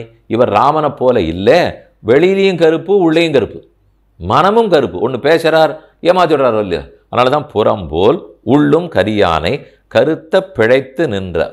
அவர் பிரிய மாட்டேன், பிரிஞ்சா நான் தரிக்க மாட்டேன்னு சொல்லி கொண்டிருந்தார். அந்த கருத்தை நான் நம்பி கொண்டிருந்தேனா, அந்த நம்பிக்கையை தகர்த்து இப்போது பிரிந்து விட்டாரே. கருத்தை பிழைத்து நின்றார். என்னுடைய கருத்தையே பிழைத்து விட்டார். கடைசியில் அவர் தான் வரப்போறார், ரட்சிக்க போறார், காட்சி கொடுக்க போறார். கருத்தை பிழைத்து நின்ற அக்கருமாமுகிலை கண்டீரே. அந்த கருப்பு முகில்னால் இந்த கருப்பு முகில் இல்லை. நாம் கண்ணால் பார்க்கிற மேகத்தை சொல்லவில்லை. கண்ணாலும் பார்க்கலாம், காதாலும் கேட்கலாம், மனதாலும் நினைக்கலாம். கண்ணன்கிற கருமாமுகில். அக்கருமாமுகிலை கண்டீரே. அந்த கருப்பு மேகத்தை பார்த்தீர்களா? ஒருத்தி கேட்கிறாள். அடுத்தவ, அருத்தி தாரா கணங்களால் ஆரப்பெருகு வானம் போல். ஆரப்பருகுன்னு ஒரு பாடம் காணப்படுகிறது, ஆரப்பெருகுன்னு ஒரு பாடம் காணப்படுகிறது. ரெண்டுத்துக்கும் பெரியவாச்சனில் அர்த்தம் சொல்லியிருக்கார். அருத்தி, அர்த்தி, சம்ஸ்கிருதத்தில் அர்த்தி, அது அருத்தின்னு போட்டார். அர்த்தினால் வேண்டி நிற்பவன்னு பொருள். நாம் எல்லாம் தாராகணங்கள், நட்சத்திர கூட்டத்தை பார்த்து, ஓ என்னென்ன நட்சத்திரம் எனக்கு என்ன பண்ணும், என்ன ராசி எனக்கு என்ன பண்ணும், என்ன கூட்டத்தினால எந்த மாதம் எது பெயரும், நட்சத்திரம் என்ன பண்ணும், ராசி என்ன பண்ணும், கிரகங்கள் எல்லாம் என்ன பண்ணும், இதைத்தானே நம்ம கையேந்து நிற்கிறோம். இந்த கிரகம் இப்படி மாறிடுத்துனால் இனிமேல் இந்த மாத கடைசியிலேருந்து இதுவாம் அப்படிங்கிற அளவு இல்லையா? அதுபோல் தாராகணம், நட்சத்திர கூட்டம், அர்த்தி. நாமெல்லாம் அர்த்திகளாக இருக்கோம். நாம் எதிர்பார்க்கிறது நட்சத்திர கூட்டங்களே. அர்த்தி தாரா கணங்களால் ஆர பெருகுவானம் போல். இந்த நட்சத்திர கூட்டங்களாலே நிறைந்திருக்கிற வானத்தை போல் கண்ணன் இருக்கிறான்னு சொல்லணும். நட்சத்திர கூட்டங்களால் வானம் நிறைந்திருக்கிறது, அதே போல கண்ணனும் நிறைந்திருக்கிறார். இது ஒரு அர்த்தம். அருத்தி தாரா கணங்களால் ஆர பெருகு வானம் போல். ஆர பருகுன்னு சொன்னால் என்னாகும்? நாம் எல்லாம் மனுஷர்களா? அர்த்திகள். அர்த்தி தாராகணங்களால் நாம் யாரை பிரார்த்திக்கிறோம்? நட்சத்திரங்களை பிரார்த்திக்கிறோமா? நட்சத்திரங்களை வேண்டி கீழே நிற்கிற மனிதர்கள், மனித சமூகம், இவர்களெல்லாம் ஆரப்பருகு, அந்த வானத்தை அப்படியே விழுங்கி விடுகிறா போல பார்க்கிறார்களாம். அதை போலே ஆரப்பருகு வானம் போல், வானம் போல் விருத்தம் பெரிதாய். விருத்தம்னா பிருந்தம், பிருந்தம்னா கூட்டம். மனுஷ கூட்டத்தோடே கூடி அங்கே நட்சத்திர கூட்டத்தோட வானம் எப்படி இருக்கிறதோ அதே போல கண்ணன் கோபிகைகள் கோபகுமாரர்களாகிற கூட்டத்தோட தான் வருகிறார்னு சொல்லுகிறாள். விருத்தம் பெரிதாய் வருவானே. ஆனால் நாங்கள் கூட்டத்தோட பார்க்கறதுல விரும்பலை. வைகுந்த கூட்டமும் வேண்டாம், பார்க்கடல் கூட்டமும் வேண்டாம். எங்களுக்கு பிடித்தம் விருந்தாவனத்தே கண்டோமே. அப்போ விருத்தம் பெரிதாய் வருவானே, விருந்தாவனத்தே கண்டோமே. கூட்டமான இடத்துல சேவிக்காமல் தனித்து இருக்கிற கண்ணனை இதோ சேவித்தோம் அப்படின்னா ஆய்ப்பாடியில் இல்லை, மதுராவில் இல்லை, வைகுந்தத்தில் இல்லை, பார்க்கடல் இல்லை, நமக்குன்னு வந்திருக்கிற விருந்தாவனத்தே கண்டோமே. அடுத்து 8வது பாசுரம். வெளிய சங்கு ஒன்று உடையானை, பீதக ஆடை உடையானை, அழிநன்கு உடைய திருமாலை, ஆழியானை கண்டீரே. களிவண்டு எங்கும் கலந்தாற்போல் கமழ் பூங்குழல்கள் தடந்தோள் மேல் மிளிர நின்று விளையாட விருந்தாவனத்தே கண்டோமே. வெளிய சங்கொன்றுடையானை, கையில் சங்கத்தை பிடிச்சுனுட்டார். வெள்ளை வெள்ளையேன்னு இருக்கிற பாஞ்சஜன்யம், அது ஒரு வண்ண பொருத்தம். இவர் கருப்பாக இருக்கார், இடது கையில் சங்கத்தை பிடிச்சுன்னு இருக்கார், அது வெளுப்பாக இருக்குது. வலது கையில் சக்கரம் பற்றி இருக்கிறார், சக்கச்சவேல்னு இருக்கு. இது சிவப்பு ரொம்ப அழகாக இருக்குது. இந்த கருப்புக்கும் சிறப்புக்கும் அழகு, இந்த கருப்புக்கும் வெளுப்புக்கும் அழகு. வெளிய சங்கு ஒன்று உடையானை, கையில் ஓர் சங்குடை மைன் நிற கடல்னு திருவங்கியாழ்வாருடைய பாசுரம் 7ஆம் 10 11ஆம் திருமொழியில் ரொம்ப ஆச்சரியமாக பாடியிருக்கார். அங்கே சொன்னது வெளிய சங்கு ஒன்று உடையானை, பீதக ஆடை உடையானை, மஞ்சள் பட்டு பீதாம்பரம் தரித்து கொண்டிருக்கிறார். மஞ்சள் ஆடை, சரிகை தங்க சரிகை போட்ட ஆடை, அரக்குக்கரை போட்ட ஆடை, அதுக்கு மேலே கருப்பாக இருக்கார். இந்த பக்கம் சக்கரத்தை பிடிச்சுட்டு இருக்கார், இந்த பக்கம் சங்கம் வெளுப்பாக பிடிச்சுட்டு இருக்கார். அந்த வர்ணத்தினுடைய கலவை என்ன அழகு, உள்ளத்தை கொள்ளை கொள்கிறது. பீதக ஆடை உடையானை, அழிநன்கு உடைய திருமாலை. அழின கருணை கிருபான்னு அர்த்தம். அழி நன்குடைய, நிறைய கருணை உடையவன், அப்படிப்பட்டவன் திருமால். இந்த கருணைக்கெல்லாம் காரணம் எங்கே இருக்குது? நிதானம் எங்கே இருக்குது? திருமால் ஸ்ரீயப்பதி பிராட்டி புருஷகாரம் பண்ணவே தானே இத்தனை கருணை நாம் பெறுகிறோம். அதனால் அழிநன்குடைய திருமாலை ஆழியானை கண்டீரே. வலக்கையில் ஆழி, சுதர்சன சக்கரத்தை பிடித்தவனை பார்த்தீரா? கூறாராழி வெண்செங்கேந்தி கொடியேன் பால் வாராய், ஆழியோடும் பொன்னார் சாருங்கமுடைய வடிகளை. இப்போ ஆண்டாள் பல பாசுரத்தில் பார்த்தாலும் வெள்ளை சுரிசொங்கோடு ஆழியேந்தி, சுரிசங்கோடு ஆழியேந்தின்னு பாசுரத்தை பார்த்தாலும் சங்கொடு சக்கரமேந்தும் தடக்கையன், எல்லா இடத்துலையும் சேர்த்து சேர்த்துன்னு சொல்லியிருக்கு. சங்கத்தையும் சக்கரத்தையும் சேர்த்து. ஆனால் இந்த பாட்டில் பார்த்தால் வெளிய சங்கு ஒன்று உடையானை முதல் வரி. அப்புறம் அடுத்த தள்ளி ஆழியானை கண்டீரே. ஏன் பிரிக்கணும்னால் சேர்த்து சொன்னால் அந்த சேர்க்க கண்ணனோட 2 பேரும் ஒத்துமையாக நிற்கிறது. கண்ணச்சில் திருஷ்டி பட்டுடுமா. பெரியாழ்வாருடைய குமாரத்தி ஆயிட்டே திருஷ்டி பட வேண்டாங்கிறதுக்காக பிரித்து விட்டுட்டாள். இது வேற அது வேற. 2 குழந்தைகளை ஒன்னாலாம் வாசலில் கூட்டின்னு வராதிங்க. 2 பேரும் ஒன்றா வரவே வராதிங்க. அவ தனியாக வச்சுங்க. பார்த்தா ஏதானு கண்ணு பட்டுடுங்கிறாள். அதை போல் இந்த 2 பேரும் ஒன்றா வந்துட்டா. வெளிய சங்கொன்றுடையானே ஆழியானை கண்டீரே. களிவண்டு எங்கும் கலந்தார் போல். வண்டுகள் கலந்து களிவண்டு வண்டு தேனை குடிச்சிட்டு ரீங்கன்னு களிப்போட சத்தம் போடுறது. அந்த வண்டு கூட்டத்தை போலே வண்டுகளை வரிசையாக நிற்க வச்சா எப்படியோ அதை போல் கண்ணனுடைய தலைமுடி இப்படி முன்னாடி நெத்தியில் வந்து விழுமா. இப்படி விழுந்திருக்கும். அது என்னன்னு பார்த்தா வண்டு வரிசையில் நிற்கிற ஆப்பல் இருக்கு. களிவண்டு எங்கும் கலந்தார் போல் கமழ் பூங்குழல்கள் தடந்தோள் மேல். தோள்களுக்கு மேலே இப்படி வந்து மைவண்ண நறுங்குஞ்சி குழல் பின்தாழான்னு விழுந்திருக்கு. அந்த தோள்களின் மேல் பூங்குழல்கள் தடந்தோள் மேல் மிளிர நின்று விளையாட. அந்த குழலெல்லாம் தோளுக்கு மேலிருந்து பளபளத்துன்னு இருக்கு. நெய் பூசியிருக்கா. அந்த தோளில் இருக்கிற தலைமையில் இப்படி இப்படி ஆடுறதான். மேலும் இந்த நெத்தியில் விளையாடுறது இப்படி ஒரு கையால் தள்ளி தள்ளி விட்டுட்டே விளையாடுறாராம். விளையாட்டில் குறியா நெத்தியில் இருக்கிற தலைமுடியை தள்ளிக்கிறதுல குறியா ஒரு கை அதுக்குன்னு வேண்டிருக்கு. ஏற்கனவே 4 கை. அதில் சங்கு சக்கரம் பிடிக்கிறதுக்கு 2 கைகள் சென்று விட்டன. விளையாடுறதுக்கு 2 கைனால் தலைமுடியும் தோள்முடியும் தள்ளுறதுக்கு ஒரு கை பிடித்தே. மிடர நின்று விளையாட விருந்தாவனத்தே கண்டோமே. 8ஆம் பாற்று. அப்போ வெளிய சங்குடையான் அவனே விருந்தாவனத்தை கண்டோம். ஆமாம் பார்த்தோம் மற்ற பெண்டிர் ஒத்துக்கொண்டனர். இனி 9வது பாசுரம். சாற்று பாசுரங்கள் 2மே. நாட்டை படையன்று அயன் முதலா தந்த நளிர்மாமலர் உந்தி வீட்டை பண்ணி விளையாடும் விமலன் தன்னை கண்டீரே. காட்ட நாடி தேனுகனும் களிரும் புல்லும் உடன் மடிய வேட்டையாடி வருவானை விருந்தாவனத்தே கண்டோமே. பகவான் சிருஷ்டிக்கிறார். யதோவா இமானி பூதானி ஜாயந்தே ஏன ஜாதானி ஜீவந்தி யத் பிரயந்தபிசம்பிசந்தி தத் விதிஜ்ஞாசஸ்வ தத் பிரம்மேதி. உபனிஷத்து தைத்திரி உபனிஷத்து பிரம்மத்துக்கு அடையாளம் சொல்லுகிறது. பிரம்மந்தான் படைக்கிறார். யதோவா இமானி பூதானி ஜாயந்தே.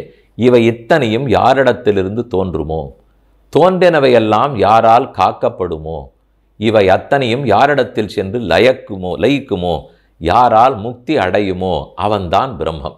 அது அப்படியே ஆண்டாருடைய பாசுரம். நாட்டை படை என்று அயன் முதலா தந்த நளிர்மாமலர் உந்தி. பெருமானுடைய நாபீகமலம். திருவனந்தபுரத்தில் அனந்த பத்மநாப சுவாமி சயனிச்சிருக்கார். அனந்தமாக இருக்கார், பத்மநாபனாக இருக்கார். ஆழ்வார் பாசுரத்தில் சொல்லும்போது எல்லாரையும் படைக்கணுங்கிறதுக்காக யோ பிரம்மாணம் விததாதி பூர்வம் யோவை வேதாம் ச பரிணோதி தஸ்மை தம்ஹதேவம் ஆத்மபுத்தி பிரகாசம் முமுக்ஷுர்வை சரணமகம் பிரபத்தே. பூவில் நான்முகனை படைத்த தேவன் தன்னுடைய நாபீகமலத்தில் பிரம்மாவை படைத்தார். நான் உன்னை படைத்து விட்டேன், இனி மேற்கொண்டு நீ மற்ற பேரை படை. இதுதான் 2 விதமான சிருஷ்டின்னு சொல்லுவார்கள். சத்வாரக சிருஷ்டி, அத்வாரக சிருஷ்டி. பிரம்மா வரைக்கும் படைக்கிறது அத்வாரகம். பெருமாள் தானே படைச்சிடுவார். அதுக்கப்புறம் பிரம்மாவை வைத்து மற்ற பேரை படைக்கிறாரா, அது சத்வாரகம். அல்லது வெஷ்டி சிருஷ்டி சமஷ்டி சிருஷ்டின்னு சொல்லுவார்கள். சமஷ்டி சிருஷ்டினா தானா படைக்கிறது. பிரகிருதி, மகான், அகங்காரம், பஞ்சபூதம், பஞ்சதன்மாத்திரம், கர்மேந்திரியம், ஞானேந்திரியம், மனசு, இதெல்லாத்தையும் படைத்து பஞ்சீகரணம் பண்ணி அண்டகடாகத்தை உருவாக்கி பிரம்மாவதில் உட்காத்துற வரைக்கும் இது வரைக்கும் தானா செய்வது. இதைத்தான் சமஷ்டி சிருஷ்டின்னு சொல்லுவா. இதுக்கப்புறம் மற்ற பேரை பிரம்மா சிருஷ்டிக்கிறாரோ இல்லையோ, 2 இங்கே சொல்லப்பட்டது. நாட்டை படை, நான் பிரம்மாவே உன்னை படைச்சுடுறேன், நீ மேற்கொண்டு எல்லாரையும் வெட்டி சிருஷ்டி பண்ணு. நாட்டை படை என்று அயன் முதலா. அயன் ஒருத்தர். அயன் முதலாக எல்லாரையும் அவரவர் தான் படைச்சுக்கணும். அயன் ஒருத்தர் தான் பிரயோஜக கர்த்தான்னு வியாக்கியானத்தில் சொல்கிறார். அவருக்குத்தான் பெருமாள் ஆணையிட்டார். அதுக்கப்புறம் மேலே அவரை வைத்து கொண்டு தானே மற்ற பேர் பண்ண போகிறார். அப்போ பெருமானுடைய ஆணை மற்ற பேருக்கு நேரம் கிடையாது. நீ மேற்கொண்டு படைப்பாய். தேன உக்தகா பிரஜாஸ்ருச்ச மகாத்மனே தத்திர உற்பன்னஹா சஹா. பகவானுடைய நாபீகமலத்தில் உற்பத்தியான பிரம்மா தேன உக்தகா, அந்த பெருமானாலே இப்படி ஆணையிடப்பட்டார். பிரஜாஸ்ருஜ மகாமுதே, இனிமே நீ பிரஜைகளையெல்லாம் சிருஷ்டிப்பாய். அடுத்தடுத்து யாரெல்லாம் சிருஷ்டிக்கிறார்களோ அவர்களுக்கு பெருமானுடைய நேரே ஆணை கிடையாது, பிரம்மாவுக்கு தான் ஆணை. அதனால தான் ஒன்றா சொல்கிறார். என்ற அயன் முதலா, பிரம்மா முதலாக தந்த நளிர் மாமலர் உந்தி. பிரம்மா முதலாக எல்லாரையும் கொடுத்தது அவருடைய நாபீகமலம். நாபீகமலம் பிரம்மா மட்டும்தான் கொடுத்தது. அவர் மூலமாக மற்ற பேரையும் பெற்றாரோ இல்லையோ. அதனால தான் முதலா தந்த நளின குளிர்த்தின்னு அர்த்தம். குளிர்ந்த பெரிய மலர் உந்தி வீட்டை பண்ணி விளையாடும். இப்படி உலகத்தை முழுக்க பகவான் சிருஷ்டிக்கிறாரா? விளையாட்டு. லோகவத்து லீலா கைவல்லம்னு வேதவியாசர் சாதிக்கிறார். இந்த உலகத்தை படைத்து காத்து அழிப்பது முழுக்க அவருக்கு கேவல லீலை. அகில புவன ஜன்ம ஸ்தேமபங்காதி லீலே வினத விவிதபூத விராதரக்ஷைக தீட்சேன்னு பெருமானார் சாதிக்கிறார். உலகம் யாவையும் தாமுளவாக்கலும் நிலைபெறுத்தலும் நீக்கலும் நீங்களா அழகிலா விளையாட்டுட யாரவர். ஒரு சின்ன குழந்தை கடற்கரைக்கு போகும், மணல் வீடு கட்டி விளையாடும். அதுக்கப்புறம் கட்டினதும் விளையாட்டு. அப்பா அம்மா வீட்டுக்கு போகலாம் வான்னு கையை பிடிச்சி இழுக்கிச்சா காலால் ஓங்கி உதச்சி விடும், வீட்டுக்கு போடும். அப்போ அழித்ததும் விளையாட்டு. அதை போலத்தான் கண்ணனும் பகவான். அவர் படைத்ததும் சரி அழித்ததும் சரி வீட்டை பண்ணி விளையாடும் விமலன். விமலன்னா குற்றமற்றவன், மலன்னா குற்றம், விமலன் குற்றமற்றவன். இப்படி படைக்கிறாரே அழிக்கிறாரே, அதனால் அவருக்கு ஒரு குற்றம் வந்துடுமோ நினைக்க வேண்டாம். அவனவன் கர்மாதீனமாகத்தான் படைக்கப்படுகிறான். ஏற்றத்தாழ்வு பெருமானுடைய உள்ளத்தில் கிடையாது, வைஷமியம் கிடையாது. விஷமம்னா ஏற்றத்தாழ்வு, மாற்று புத்தி கிடையாது. நைர்கிரண்யம் கருணையற்ற தன்மை கிடையவே கிடையாது. ரெண்டும் இல்லைன்னு வேதவியாசர் சாதிக்கிறார். அதனால விமலன், விமலன் தன்னை கண்டீரே படைக்கிறாரே தவிர தன் விருப்பத்துக்கு உயர்வு தாழ்வோடு படைப்பதில்லை. நம் கர்மாதீனமாக அது நம்முடைய கர்மத்தை எதிர்பார்த்துத்தான் படைக்கிறார். வைஷமிய நைர்கிரண்யேன சாபேக்ஷத்வாத்னு பிரம்மசூத்திரம் சொல்லுகிறது. நம் கர்மத்தை எதிர்பார்த்துத்தானே பிரம்மம் படைக்கிறார். விமலன் தன்னை கண்டீரே காத்தீர்களான்னு உறுத்தி கேட்க, ஆமாம் அது மட்டும் இல்லை, யாரை பார்த்தோம் தெரியுமா? படைச்சுட்டா போராது, படைத்தவர்களுக்கு ஆபத்து வந்தால் யார் ரட்சிக்க? அதை இவர் தான் பண்ணுறார். ஆபத்து காலத்தில் நம்மை ரட்சித்தான்னு சொல்ல போகிறார். காட்டை நாடி தேனுக்கனும், தேனுக்கன் கழுத வடிவத்தில் வந்தான். களிரும் யானை பெரிய குவலையாபிடம் வந்தது. புள்ளும் பகாசுரன் கொக்கு வடிவத்தில் வந்தான். உடன் மடிய இவா மொத்த பேரும் விரோதிகள் அழிந்து போகும்படி அடியார்களுக்கு விரோதிகள்னு வந்தால் விடமாட்டார். வேட்டையாடி வருவானே, சத்ரு நிரசனம் பண்ணிவிட்டார். சத்ருக்களை எல்லாம் வேட்டையாடி முடித்தார். அப்படிப்பட்ட கண்ணனை விருந்தாவனத்தை கண்டோமே. 14,000 ராட்சசர்களை ராமன் அழித்தார். உடனே சீத்தை பார்த்தாள். ஜனஸ்தானம் ஏகாந்தம் ஒத்துரும் கிடையாது. சீத்தை பார்த்துட்டு தம் திருஷ்டுவா சத்ருஹந்தாரம் மகர்ஷீணாம் சுகாவகம் பபுவகிருஷ்டா வைதேகி பர்த்தாரம் பரிஷஸ்வஜே. நல்ல வேளை நம் அடியார்களான ரிஷிகளை ரட்சிப்பதற்காக சத்ருக்களையெல்லாம் ராமபிரான் அழித்து விட்டார். சத்ருக்கள் முடிந்தார்கள். நான் தன் குழந்தையை காப்பாற்றின அம்மாவுக்கு ஆசை தானே. அதனால சீதை ராமனை ஆலிங்கனம் பண்ணி கொண்டாள். அதே போல இந்த பெண்களுக்கு ஆசை. நம்ம சத்ருக்களாக இருந்த தேனுக்கன், இதோ தேனுக்கன் களிறு புல்லு எல்லாரையும் அழித்தார்னு. இவர்களுக்கு அவ சத்ருக்களே இல்லை. கண்ணனுக்கு ஒரு சத்ருன்னு சொன்னால் இவர்களுக்கு சத்ரு தானம். ஆனால் அவர்களை அழித்தபடியாலே இனிமே குறையில்லை, அவனை ஆலிங்கனம் பண்ணிக்கொள்வோம். பர்த்தாரம் பரிஷஸ்வஜேன்னு ஆலிங்கனம் பண்ணிப்போம். வேட்டையாடி வருவானை விருந்தாவனத்தே கண்டோமே என்றாள். இனி கடைசி பாசுரம். பருந்தால் களிற்று கருள் செய்த பரமம் தன்னை பாரின் மேல் விருந்தாவனத்தே கண்டமை விட்டு சித்தன் கோதை சொல் மருந்தாம் என்று தம்மனத்தே வைத்து கொண்டு வாழ்வார்கள் பெருந்தாளுடைய பிரானடிக்கீழ் பிரியாது என்றும் இருப்பாரே. பருந்தாள் களிறு, களிற்று கருள் செய்த, அதான் கஜேந்திரம். பெரிய அவ்வளவு பெருமையோடு இருக்கிற பெரிய யானை இல்லையா, அதனுடைய மத்த மாதங்கம் கூட இருக்கிறவெல்லாம் எத்தனை பேர் அவ்வளோ பெரிய காலோட பெருமையோடு வந்தது. பெருந்தாள் கால்களுடைய களிற்றுக்கு யானைக்கு அருள் செய்த. அந்த யானை கூப்பிட்ட குரலுக்கு ஓடி வந்தாரா? பரமாபதமாபன்னஹ மனசா சிந்தைய தரிம் சது நாகவர ஸ்ரீமான். அந்த நாகவரனான யானை திலகம், யானைகளுக்கு அரசாக இருக்கக்கூடிய அந்த கஜேந்திரன் அது கூப்பிடுறது பெருமாளை. பருந்தாள் களிற்றுக்கு அருள் செய்ய. எப்போ யானையினுடைய இடர் தீர்த்தாரோ நம் போன்றவர்களுடைய இடரையும் தீர்ப்பார். யானை கொஞ்ச நாள் முதலிட்ட சிக்கின்றது. ஒரு முதலினிடத்தே நாம் 5 இந்திரியங்கள்ங்கிற 5 முதல்களிடத்தில் சிக்கின்னு இருக்கோமே, கண்டிப்பாக வருவார்னு அர்த்தம். அருள் செய்த பரமன் தன்னை, பரமன்னா தனக்கு நிகரற்றவன், அடியவனான யானையை காப்பாற்ற பெற்றோம். அதனால் வந்த மகிழ்ச்சி, அதில் நிகரற்றவன். அவர் எப்படியும் பரமாத்மா நிகரற்றவர் இருக்கட்டும், இங்கே அது சொல்லப்படலை. பருந்தாள் களிற்றுக்கு அருள் செய்தார், அதனால் ஒரு மகிழ்ச்சி ஏற்பட்டது. அடியவனை ரட்சித்தோங்கிற மகிழ்ச்சி பரமன், அதனால் நிகரற்றவன். பரமம் தன்னை பாரின் மேல் இந்த பூமியிலே விருந்தாவனத்தே கண்டமை. நான் வைகுண்டத்தில் பார்க்கவில்லை, பிருந்தாவனத்தில் பார்த்தேன். ஏனெனில் இங்கிருந்து ஏறிப்போபவர்கள் அங்கு பார்க்கலாம், அங்கிருந்து யாரும் அங்கே பக்கத்தில் போய் பார்க்க போகிறதில்லை. ஆனால் இந்த லோகமாக இருந்தால் இருக்கிற நாமும் பார்க்குறோம், சுலபமாக வைகுந்தவாசிகள் இறங்கி வராளே. நாம் வைகுந்தத்துக்கு ஏறி போகிறதுனா புரியும், கீழேந்து யாருமே மேலே போகத்தான் ஆசைப்படுவா, உயர ஆசைப்படுவார்கள். நாமும் பட்டுட்டோம். யாரான மேலே ஏறிட்டவன் கீழே வருவானா? ஆனால் வைகுந்தத்தில் இருக்கிறவன் விருந்தாவனத்துக்கு இறங்கி வந்து கருடன் கைங்கரியம் என்றார், ஆதிசேஷன் கைங்கரியம் என்றார். அப்போ அவர்களே இங்கு வரும்போது நான் ஏன் வைகுந்தத்தில் போய் பார்க்க வேண்டும்? விருந்தாவனத்தே கண்டமை விட்டு சித்தன் கோதை சொல். விட்டு சித்தன் கோதை எதனால கண்டேன்? எல்லாருக்கும் பெருமாள் காட்டிட மாட்டார். காட்சிக்கு எது கைமுதல்? அவர் காட்சி கொடுக்கணும்னால் நான் பிருந்தாவனத்தில் சேவிச்சிருக்கணும்னா என்னிடத்துல ஏதோ இருந்திருக்கணுமே. பெரியாழ்வார் சம்பந்தம், அதனால தானே கொடுத்தார். அதான் விட்டு சித்தன் கோதை சொல். காட்சி கிடைத்ததற்கு கைமுதல் இருக்கிறது. மருந்தாம் என்று தம் மனத்தே, அதுதான் நம்ம வாழ்க்கைக்கு மருந்து. இந்த நாச்சியார் திருமொழி பாசுரம், அதிலும் கடைசி 10 பாசுரம்தான் நமக்கு பிறவி என்னும் நோய் போக்கும் மருந்து. மருந்துன்னா பிறவிங்கிற நோயை போக்கக்கூடிய மருந்து. நிர்வாணம், பேஷஜம், விஷக்கு, அவர் தான் மருந்து. அவரை பற்றின இந்த பாசுரங்களே மருந்து என்று தம் மனத்தே, நம்ம மனசிலே மருந்து கிடைத்து விட்டது, கஷ்டம் வேண்டாம். நான் பிபேதி குதஷ்சனேத்தின்னு உபனிஷத் சொல்கிறது. இனிமேல் பயமே இல்லை, மருந்து கிடைத்து விட்டது என்று தம் மனத்தே வைத்து கொண்டு வாழ்வார்கள். இந்த 10 பாசுரத்தை யார் உள்ளத்தில் வச்சு வாழ்ந்தாலும் பெருந்தாளுடைய பிரான் அடிக்கீழ், பெருந்தாள் அழகான திருவடிகளை உடைய பிரான் உபகாரகனான பெருமானுடைய திருவடிக்கு கீழே, அடிக்கீழ்ங்கிறதுனாலே நிரதிசய போக்கியமாய் மிக இனியாய் அள்ள அள்ள குறையாத அனுபவத்தை கொடுக்கக்கூடிய திருவடிகள். அடிக்கீழ் பிரியாது என்றும் இருப்பாரே. அந்த திருவடியை விட்டு யாரும் பிரியவே வேண்டாம். சில பேர் கண்டீரான்னு கேட்டு சில பேர் கண்டோமேன்னு சொல்ல வேண்டிய தேவையும் இல்லாமல் எல்லாரும் கண்டோம் கண்டோம் கண்ணுக்கினியன கண்டோம் என்று அவனோட சேர்ந்து ஆனந்தமாக அனுபவிக்கலாம், கைங்கின்ற சாம்ராஜ்யத்தில் திளைக்கலாம் என்பது கடைசி பாட்டு.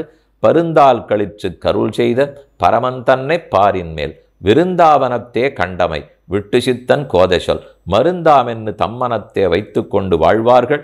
பெருந்தாளுடைய பிரானடிக்கீழ் பிரியாதென்னும் இருப்பாரே என்பதோடே நாச்சியார் திருமொழி முற்றிற்று.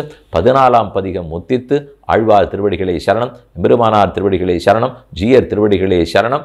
எதுகிரி எதிராஜ ஜீயர் சுவாமி அவருடைய திருவடிகள் வாழி வாழி வாழி மேன்மேலும் 4000 திவ்ய பிரபந்தத்தினுடைய அர்த்தம் அருளி செயல்களாய் எல்லார் உள்ளத்திலும் மருந்தாமென்னு மனத்தை எப்போதும் இருக்கட்டும் என்று பிரார்த்தித்து அமைகிறேன். ஸ்ரீமதே ரம்மஜாமாது முனீந்திராய மகாத்மனே ஸ்ரீரங்க வாசினே பூயாத்து நித்யஸ்ரீ நித்தியமங்கலம்.